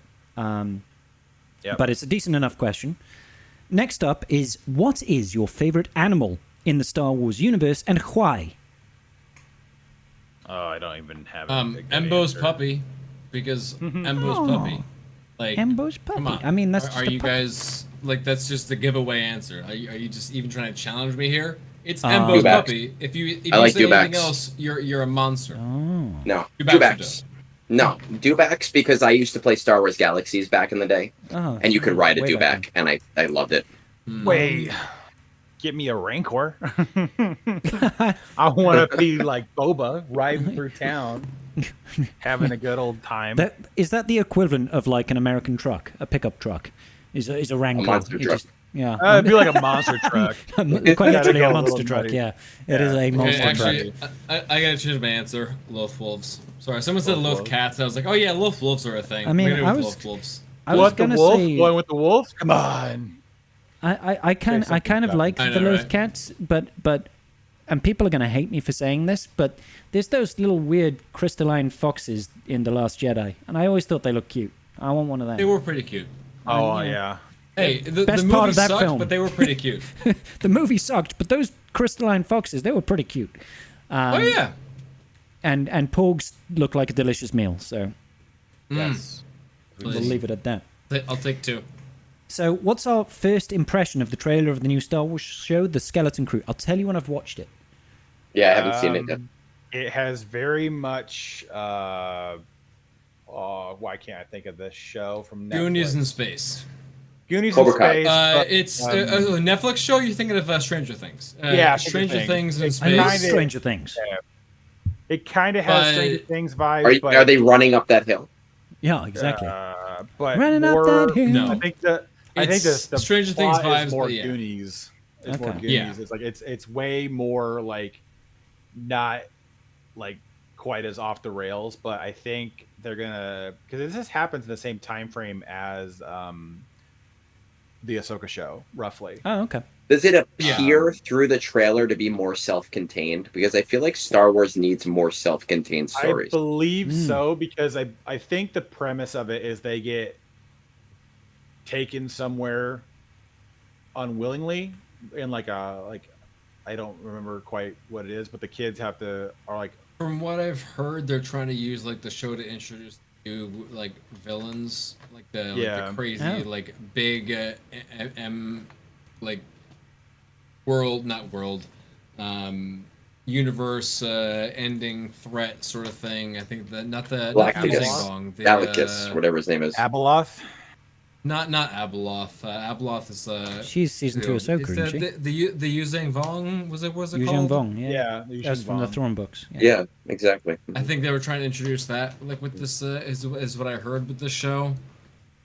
So we'll see with that. But the Ahsoka show, I think they're trying to introduce Abeloth as the big. That's what I heard for season 2. Yeah, which is kind of weird because like what happened to Thrawn? I think it's just rumors, but.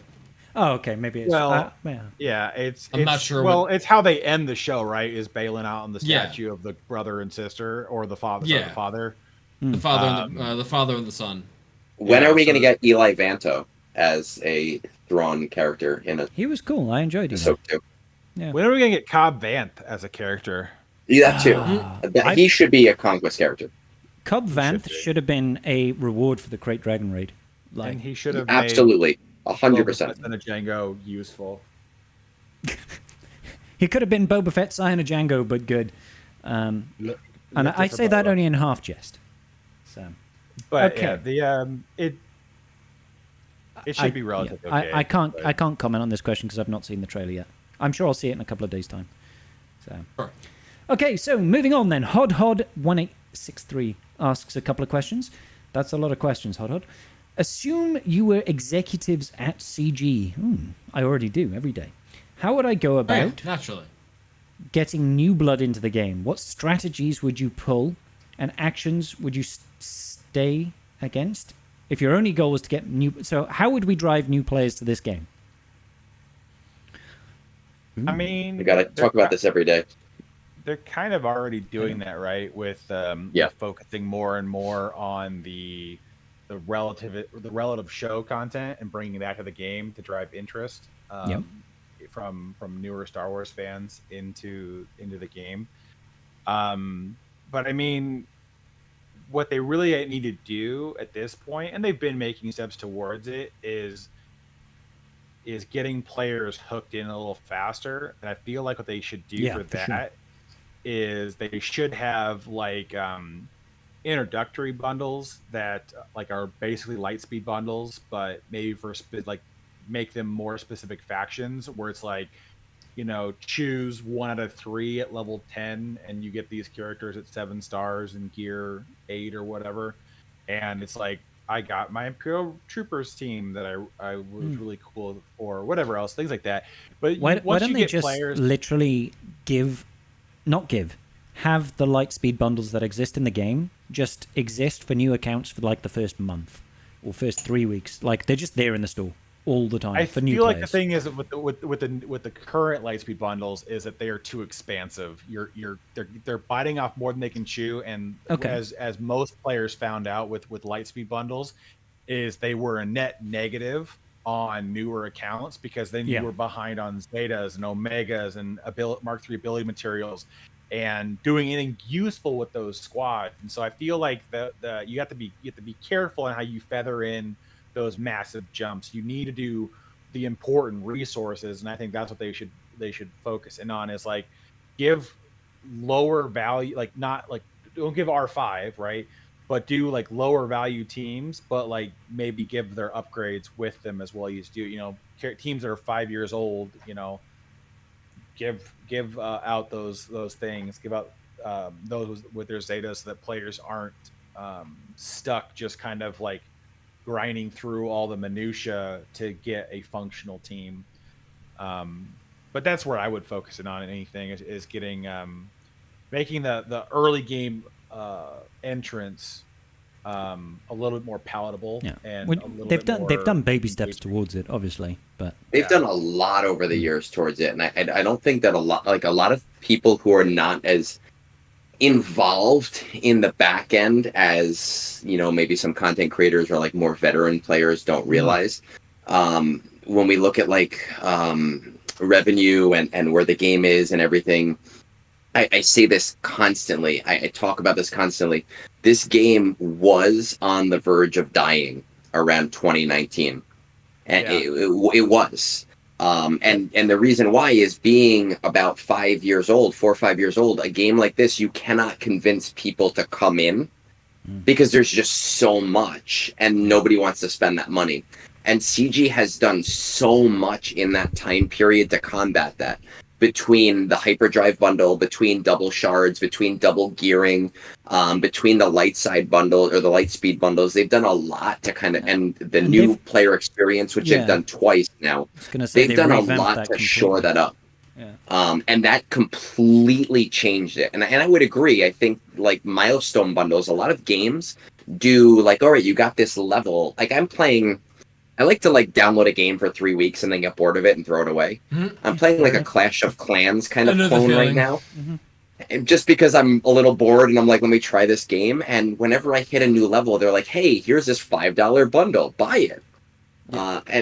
And Star Wars doesn't really capitalize on it, right? CG doesn't capitalize on that. Like, you got level 85. Here's this, maybe the Rebel Lightspeed bundle, which was a Relic 3, and it was characters that didn't fully rely on Zetas as much and weren't as bad. Buy this thing. They don't do that as much with their bundles. You know what's funny, though, that you mentioned that from CG, is because they did that relentlessly in home. Yeah, they did. But yes, they did. In fairness, the price point was atrocious. Disgusting. In home. It's like, hey, you hit level 45. Here's $100 bundle. It's like, I'm so 10,000 gold. Yeah, 10,000 gold for $50. Like, wait a minute. I'm so glad I skipped that fucking game. Only the Hobbit bundles were actually good value in that. Yes, those were not bad. They were so good value, they brought them back like 2 other occasions. In the 3 weeks that the game was around? Yeah. Again, I am so glad I skipped that fucking game. That game spent more time in beta than it spent live. Yeah. It's sad story, but they fumbled that pretty hard. I don't know how you fumble an IP so big. I don't. Honest to God, it was they barred progression so hard that if you there's nothing to do. If you were not spending in the game, there was no way to make a meaningful account progress in any kind of timely fashion. Yeah. I actually think the biggest problem with that game, and this kind of ties into what we're talking about this question, is that when this game came out in like 20... Exactly. When this game came out in 2015, 2015, 2016, the mobile game expectations were very different. So it was like, oh, cool hero collector, just go through the campaign, fun. And this game has progressed so much in those years that there's too much to do. We just finished Hell Week. I fucking hate Hell Week. I hate it so much. We went from people who had like multiple alts to we're sitting here going, "You have an alt? Are you fucking insane? Like, what is wrong with you? Why would you do that to yourself with Conquest and TB and this and that?" But they went back and they did with Home, kind of like Destiny and Destiny 2, right? If you played Destiny 2, Destiny started and then it sucked. And then they did all of these things to make it better. And then Destiny 2 came out and they're like, let's just start from round 1 again. Yeah. And it sucked again. Yeah. And that's what they did with Home. They're like, let's just bring it back to 2015 where nothing is going on and people will be fine with this. Yeah. And I think that didn't work for them. No. And Star Wars Galaxy Heroes, they're focusing more on the new player experience, and that is an important part about it. They're getting the downloads, but they need the people buying things, and they're pretty cognizant and aware of those metrics now. Yeah. So it's address early game, I think, is probably the biggest thing. Give them things of high value that lets them taste what the game is actually like, rather than let them spend the first, I don't know how long it is, 4, 5, 6 weeks just getting to level 85. You just need to get things invested and then being able to participate in the social aspects. That's the game. What drives a lot of players into staying, is when they start joining guilds and being a part of dialogue and conversing, and then that helps people stick around. You know what would be interesting, and I don't think that Star Wars does this, but a lot of mobile games do it, and I know that they don't have an official Discord, but like the events server, a lot of these mobile games have like a join the Discord, and that's getting into that social aspect of like communicate with other players. And I'm surprised that they don't have that in game. The only thing they have is the forums, and most people don't read the forums. So, no, and the forums are... I was doing a video 2 weeks ago, and I click on the forum for the new kit reveal, and it would bring me to something about The Sims. Yeah, and it's not even right. I was like, what's going on? Also, there's no dark mode on the new forums, and it burns my retinas. So yeah, I don't particularly like that. Okay, because we have a few more questions here, let's move on. Yeah. So the next one is about GL Ahsoka Tano. What do you guys think she's going to be like? What do you think her tags are? Do you think she's going to be attacker, support, faction tags? Shoot. Attacker for sure. Attacker, Ufu, obviously. Attacker, Ufu. On board. Lusufu. Yeah. Obviously. New Republic, we're sort of feeling towards. Yeah, I could see them doing. I'm saying New Republic. I'm doing it. I'm locking that in for $2,000. That's not an actual bet. I don't have $2,000. We have a bet going on right now. I don't even know what the R9 is yet, but oh yeah. I'm going to tell you right now that her ult is going to have to do with Anakin. It's going to be like that whole Anakin scene is her ult. Between worlds moment. Yeah. Yep. Yeah, I would see that. Already in on that. I could see that. Yeah. All right. Well, that was a quick one. We nailed it, guys. Easy. Shotgun to beer. Let's go. We're pros. Yeah. All right, I'll do a shot then. Follow-up question for number 2. What type of abilities would she have? Any iconic stuff that she does? She cuts the floor open and disappears. She's going to be like Kung fucking Lao, if you know Mortal Kombat. Bro, imagine I actually just got a Mortal Kombat tattoo a few weeks ago. No fucking way. Sick. So, yeah. Do you recognize that? No? Is that the Lin Kuei, or is that... It is. Yeah. Sick. Yeah, I was a big Sub-Zero player, so... I was too. Good shit. I'm low key. It's hard to guess because CG has done such a great job with the animations on these new set of marquees that I'm just like, I don't know what to expect anymore, because they've gone above and beyond what we've been used to with these characters, and so having marquees have really intricate and interesting animations, it's like, man, I don't think we're gonna have a GL again where it's just like, hey, we see the team in a faded out background and colors flash. Looking at the James. But you know what? Every GL has had a thing. If you look at least the pairings, Rey SOKR, they were like there was some kind of invulnerability aspect to it. One was full team, one was more like sapping. JMLC, they transformed. There was a transformative aspect. They had a wardrobe mover. They had a Jedi Master Kenobi and Lord Vader had the stupidest animation that did nothing, and it just rammed their mastery. JMK waved. He was like, "Hi." Yeah. So what's the gimmick on this, especially if we're doing Ahsoka Thrawn? Like my thought about this, and I have screenshots of this, talking about this a couple of days ago, was I went exactly where you are, Eggnods, with the World Between Worlds. And my idea for her ultimate was really around when her ultimate builds, she gets an undispellable buff, either for herself or the entire team, and it triggers on death. On death, the whole field... I was thinking something with death, the whole field changes to the World Between Worlds. So it'll be the very first time we've had a map change. And it changes to Worlds Between Worlds, and it's an irresistible AoE team revive, 100% health, 100% protection, and buffs for the team. The reason I'm saying unpreventable and AoE is because I feel like if you're doing an AoE like that as your ultimate, so there's no big ability, nothing happens when you use it apart from this buff, is that you have to be AoE, because otherwise you fuck your banners in game modes that matter, like GAC and TW.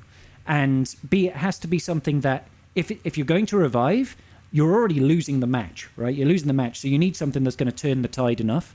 So that's what I was thinking. Her gimmick could be the whole map changes to the World Between Worlds on her death, and it's a case of do you feel like...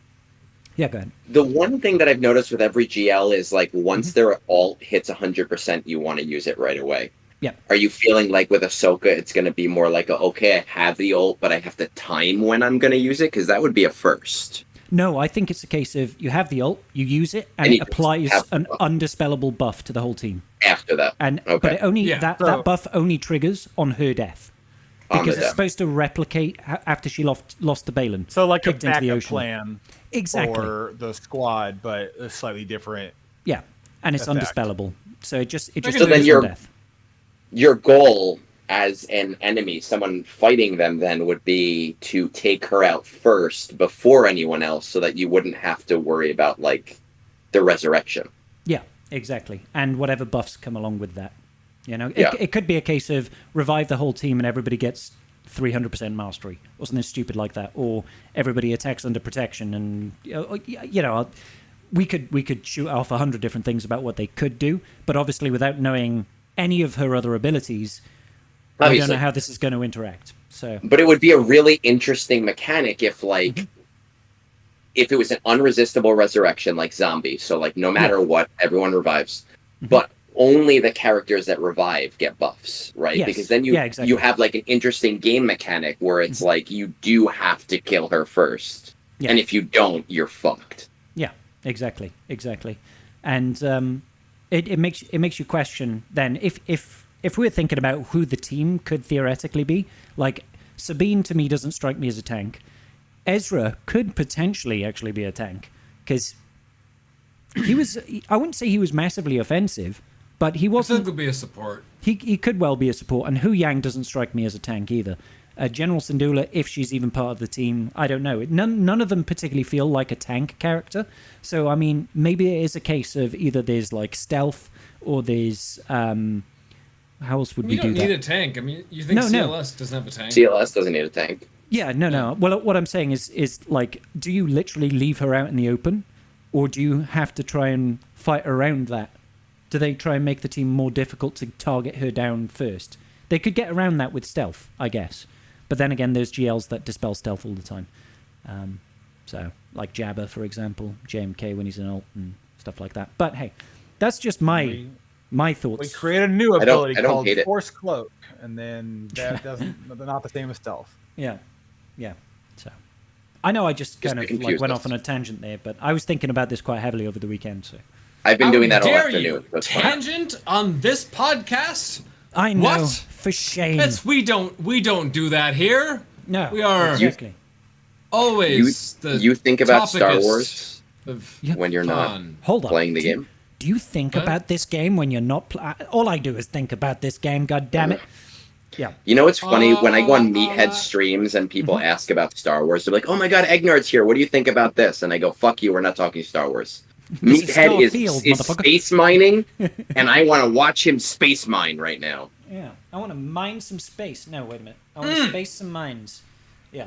Oh, baby. Yeah. So what do you guys think for unique I don't abilities? hate it. I kind of love that idea because it's different. And that's what every GL pairing has had, is something that's different from the other pair. So cool. Thrawn's GL ability is like the reverse profundity ult. The ship taking he just runs away. He runs away. He gets them. Leave them exiled. Leave this galaxy behind, and just immediately fractures and defeats the opposing team. His just ultimate is run away to Dathomir. No. Like he returns to the galaxy and they become stranded. The enemy becomes. Yeah, put the stranded buff on the enemy team. Exiled to the uncharted regions. That's his ultimate. They have stranded already from the profundity. Yeah, exactly. Yeah. Do it again. Yeah, it's hard for me to say because I just don't. There's so many things that I have to go back and like try to touch on for her animations, but I think they'll do something with the World Between Worlds for her at least. So yeah, I'm glad we're all on the same wavelength for that because it feels like looking at the show. She does stuff, obviously. She has feats within the show, but it's just her, like, fighting stuff, right? It's outside of her maybe using Talzin's sword, which she never actually does in the show. She just disarms Morgan Elsbeth and kills her with it. Like, that's the only thing we see her with the Talzin sword, right? Like, yeah. What else does she actually do that's worth an ultimate? And I can't think of anything. It's that. 100%. It's that. Can we clip this so that when it happens, I can post this and be like, look, I was part of that. Yeah, absolutely. Are we going to, like, is Anakin be part of the animation? I think so. It would be great. Like, I think it'd be great. Knighting her, like, hey, you are bestowed. Or they could just have him in the ally slot as a Force Ghost. Ooh. Just like post ult. He's just sat there. Yes, please. That would be sick. Oh my God, please. Oh, could you imagine Force Ghost Anakin? Could you imagine Force Ghost Anakin, but occasionally he flickers into Vader? Like, oh God, that would be so sick. That would be so sick. I'd be happy. Or like one of his, oh my God, like give him abilities and like give his basic, like whatever, like be like Anakin thing, like give him a special where he like goes into like a merciless whatever fucking like rage and like goes to like full he does Vader. The Annie-Obi. Bro, I'm with it. I'm with it. Oh jeez. I'm sold. I'm sold already. That's the animation. I'm here for it. The whole field turns into the world between worlds, and then we have that scene where Anakin walks forward and has a split second as Vader, and just brings out the lightsaber. Like that's it, and then he's in the ally slot. Yeah, fuck it, we done. I can dig it. Royalties in the check, please. Come on, we're done. We fixed it for you. It would indeed blow up sales, Exile. I'm glad you agree. Okay, so question number 4 here is, what's the probability that another Conquest character will be required for GL Ahsoka Tano? 0%. 0%. I don't think Hermit will be required. You say specifically Hermit Ezra? 0%. Oh, sorry. I thought you was thinking about another character afterwards. I think 0.5% for Ezra, and 0.00% for anybody else, personally. You know what's funny is before the Balin Skull thing, I thought 0% for Ezra, like hands down 0%. Mm-hmm. But now that they've been intermingling the marquees, I'm like 25% on Ezra being a requirement. And I actually think that if Ezra's a requirement, that is their olive branch to us. They've already signaled that Ahsoka is not going to be a new player friendly or a mid-game friendly, that it is, you need to be endgame to get her. And anyone in the endgame is getting Ezra anyway. So making it a requirement would be relatively friendly for all of those people. And I was not convinced until the Morgan marquee. And then I was like, well, they're stretching this. So I'm thinking it's 25-75. Okay. Don't get me wrong, I think Ezra definitely 100% belongs on her team. I just don't think it's going to be a requirement. Because that way they win anyway, right? Absolutely. That way they get the investment and they don't need to make it a requirement because people are going to do it regardless. He's going to be the cat to her team. 100%. You know? That's what I'm feeling. But I'm we'll on the see. same boat as Scribble. We'll see. If he is the requirement, he'll be in the last set of requirements because we need 3 months to unlock him. So it's going to take us time. It's going to take us time. So last question from Hodhod then. Could you all please, for the love of God, explain the current meta to us right now? The current meta is Datacrons. All right. It's Datacrons. It's Datacrons with crazy so there's fucking these bullshit. things, and they're called Datacrons. Yeah. Okay? That's how you unlock your Jedi slot, right? Exactly. That's how you do that. Okay. Yeah. You know, like the aliens meme? It was like aliens. We used like Datacron.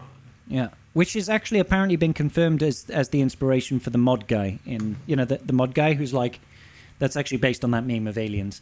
But yeah, no, it's, I suppose from our perspective that like Kyber 1, Datacrons is the meta.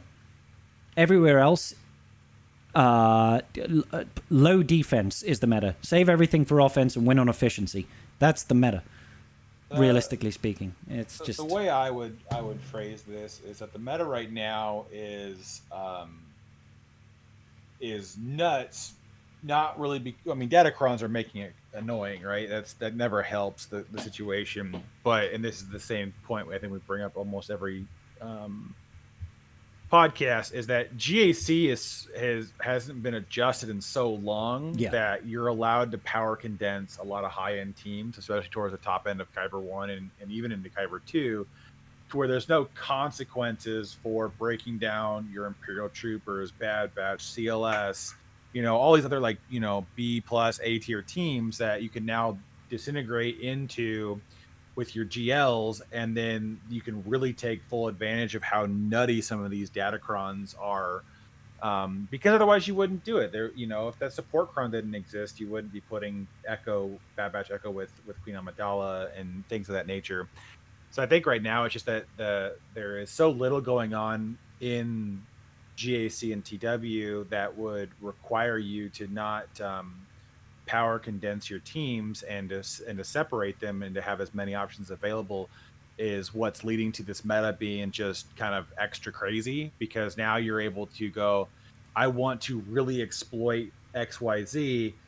I'm going to do one crazy attacker with 4 supports and put a support cron on it. Or I'm going to do, you know, a team with like do Lord Vader with everyone being attackers on his team and watching what everyone attack twice, or doing the same thing with Maul Mandos. That's actually be a really nutty one if you take the attacker level 6 on there, because they will all attack twice every time Maul calls someone to assist. And Maul won't really benefit from that, right? Because he's always doing true damage, and which means he's raising his armor pen. But true damage doesn't care about armor pen, right? But well, the armor pen is what's like happening. Turn.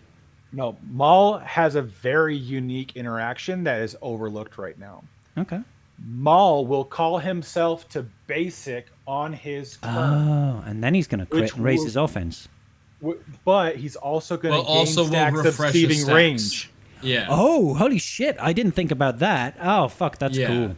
That's really cool. So it's going to create some really weird interactions on some of those teams. That's going to be so easy to get to 5 stacks. Sick. Well, I'm planning on running Lord Vader with Maul Mandos with the attacker crons. Yeah. Because it's going to... I need somebody who's fast, and Lord Vader is fast. So I think that's going to cause some problems, because I think if Maul can... If he calls himself to assist, whenever he uses his special... he will always refresh the stack he just used. Yeah. So what you're saying is Maul lead Lord Vader Canderous with Gar Saxon and ISC. Yeah. So to go at of course to go at Hod's question over here, can we explain the current meta to us right now? It says Datacrons. We touched on this earlier in the stream. The Datacrons right now are complex. They are very in depth. There's a lot of shit going on, and they have been a little bit much for a lot of people. So you're not alone in being confused in like what's going on with like the current meta right now, because there's a few like very specific interactions which are like causing a lot of problems and a lot of like interesting interactions here and there. But it is far from like easily straightforward. So basically, the current meta right now is there's a lot of really in-depth interactions happening with attackers and supports and debuffs and all sorts of shit, and it's difficult to easily explain. Basically, lots of things are happening, and they're making lots of damage because of the crons are doing lots of things. And they're very wordy. A lot of the recent teams that CG have been releasing have also been GL killers. So those big ticket items that people have been building up, the GL teams, are not necessarily holding on defense.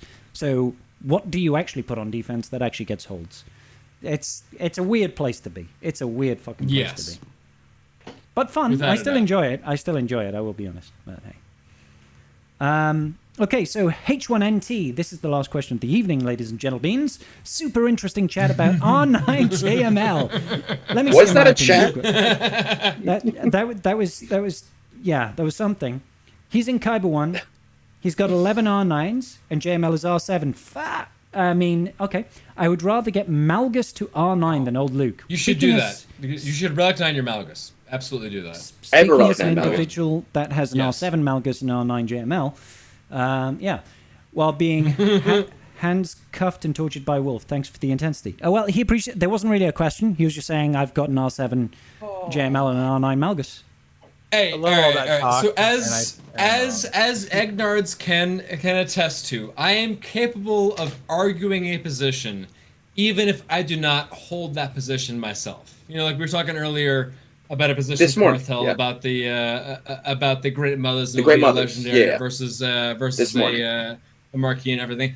I can argue a position even if I don't agree with it. Look, Relic 9 I think is a fantastic Relic 9. Sorry, JML is a fantastic Relic 9. Relic 9 is he's a fantastic amazing Relic 9.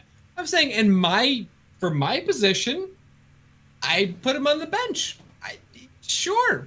But I can still argue for his benefit, you know? It's a thing. We can do it. I'll see you at Thatcher's in a half hour, and we're going to continue this conversation. And then you're going to arm wrestle over it, okay? Like real men. What's the debate? There was no debate. There was master debaters in the room. Yes. And they agreed to disagree. Great Mothers would be a legendary, or so not? Karth is confused because Wolf was on my stream this morning, and he was arguing the Great Mothers in defense of you, Karth, where I was saying they're going to be a marquee, and he was saying, well, you had been arguing that they're not going to be a marquee. Yes. And I can see both positions, but I do think it's going to be a marquee. When CG tells you that the power level of a team is equivalent to a team that has a legendary in it, I have a hard time believing it's supposed to be a marquee. It's deja vu for me. It's basically had this whole conversation this morning. He did you proud. He did you proud. But Egnuts, did you consider that CG said it's going to be the same power, all right, as the Gungans, and the Gungans required a legendary? But that's not true. So if you think about it, like if we talk about that, the Gungans without Jar Jar were beating Gas in GAC, probably and Gas is an epic confrontation. Right? Probably because of the bug, though, right? Where Gungans could go 5-man with a non-Gungan. No, with the 4-man. With the 4-man. They were 4-man, were they? Oh, okay. I stand corrected then. But the other thing we have to remember is that I do agree, because I quote the thing you're talking about, the power level structure that they have, which is GL with Conquest, GL, Conquest character, Epic Confrontation, into Journey Legendary, into Marquee. I quote that all of the time. But that came out when Cat came out. And that was before Omicrons came out. And they did say that Omicrons are going to lift things by about 1 power level, but we've already seen that that's not always the case. Sometimes it's 2 power levels, sometimes it's 3 power levels, sometimes it's shit. If you're just learning right now that CG doesn't really understand their game and know how to play their game, then newsflash, CG like they claim something and then the community is like, ha, that's nice. But I don't disagree. I don't disagree with Karth. I don't disagree with Karth in a vacuum. I do think in the majority, when we look at that structure, that is a good framework. But I just don't think it always fits into that framework. And when we talk about power level of Gungans, are we talking about with 3 Omicrons? Or are we talking about just a base level team in all game modes? Well, and that's I have no idea. Have 3 Omicrons. This is what I'll take out of that, is that right now, I think the perspective on Gungans is heavily skewed because of the Datacron that came along with Boss. I said the same thing this morning, and I agree with you. And I don't think that their viability without Jar Jar would be nearly as high without the Boss Nascron. That extra life on that Cron, the other abilities that come with it, provide you a lot of cushion on areas that may not have functioned prior, and there's not nearly as things benefiting the counters that they're going up against. So, the only way I look at it is that when I don't see them being that way, because I don't see CG taking a cop out and doing a marquee on that one, because it feels like a very good point, especially if you want to require the Great Mothers for Balin, is to throw in a legendary and it comes back like the week after Balin releases. Okay. So, Karth, I'm going to ask you this. You right now are sober, but temporarily, correct? Like, this is like a temporary journey that you're going on. Like a 4-week soberness. I got another month, so roughly. I say that the Great Mothers are going to be a marquee, and you are pretty convinced that they're not. I'm going to tell you that if they are not a marquee, I will, on one of my Sunday morning brunches, take a double shot of vodka. I hate vodka. I'm not a big fan of vodka. While rubbing my nipples. And I will say, Karth is a sexy motherfucker, okay? But I want you to do the same thing in return on Trime Talks if they're a marquee. Nipples shown on the stream. No, you don't have to, just over the shirt. Over the shirt nipples. Over the shirt, yeah. I mean, if that doesn't get some sort of like extra subscriber count, I'd be surprised. You know what I mean? How could it not? How could it I not? want it to be a double shot, and you got to say, Agnards is a sexy motherfucker. And just over the shirt rub and a double shot of whatever. All right. I'll be honest. I mean, that's how I wake up on most Monday mornings. You say Agnards is a sexy motherfucker? Yeah, I've got a bottle of vodka next to the bedside table. So. I mean, in fairness, when I'm thinking those things, though, I'm not rubbing my nipples. Oh, yes. It's your butt cheeks. So this is official. Agnards is guaranteeing himself a return spot on Tribe Talks? Well, apparently. Yeah. I'm always... listen, I weasel my way in. Okay, we'll try not to bring up JML again. Next time we'll talk about something equally as controversial. I don't know, like Omega, something like that. You mean she's best Bad Batch character? The fucking stupid worst I online. can derail you with some hot takes that are not Star Wars related, but look, man, if I wanted any sort of railing from you, Agnards, you know about it, buddy. Okay. He has a very specific Amazon wish list that you would need a link to, and you can take care of that for him. Sorry, I saw the opportunity there. I might buy something off there. Yeah, I had to take that opportunity. He likes things that buzz. Jesus. Yeah. Gerbil. Well, he's been on the Tribe Talks as well, yeah. Richard Gere, rather. Richard Gere? No, the gerbil. Oh, that's awkward. You're talking about Gerbil, the content creator. Yeah. I'm talking about the guy that put a gerbil up his butt. Oh, no felching around here. We don't do that. Oh. Well, not yet, anyway. We haven't quite gotten to that point. Okay. We are out. Not yet. No, not yet. Not yet. Oh yeah, we're not touching the last one because we already touched on that a lot. So exactly. Yeah, that's absolutely true. I think it's been 3.5 hours, guys. So I think we wrap it up here. It's getting late. I got work in the morning. Alas, it is so. But yeah, thank you everybody for joining once again for another episode of Tribe Talks. Thank you, Agnars, for being a wonderful, wonderful guest. Wolfie, Carthrick, my wonderful co-hosts. Fuck you guys. I'll see you next weekend, I guess. Oh, or will I? Will I not? Love you too. Maybe my younger brothers with the bottle chug, man after my own heart. Nice. I love it. So my younger brother's birthday is next weekend on the 17th. So my brother's birthday is the 17th. No way. No shit. That's crazy. Yeah. Fucking A. So yeah, I will see. I'm maybe busy on Sunday. We'll discuss it. And if it has to get pushed, it has to get pushed. Yeah, I might be gone the weekend after. My birthday is on the 21st, and my father's birthday is on the 25th, so I'll probably go home. Mine's the 25th. Look at that. Shit. Holy shit. Look at this, all you guys with shared birthdays. Okay, so we might have tribe talks, we might not. We might have another one on the weekend after, we might not. We'll figure it out when we get there. Thanksgiving was a pretty popular time for our families. Apparently. It was a busy time for your families, how much you sure? There was a lot of gift giving. There's a lot going on. A lot of tributes going. I mean, something was happening on Thanksgiving. All right, cool. I'm gonna raid you out. Thank you once again. There was lots of stuffing. There was. I do love a good stuffing at Christmas time. Peace out, everybody. Big love. See you soon. Okay, you guys go over there. Let's see who's live on YouTube's. The TubeUbes. Over here. The Ubes of the tubes. The Ubes of the tubes. As Bones. Bones gets all the loving today. There we go.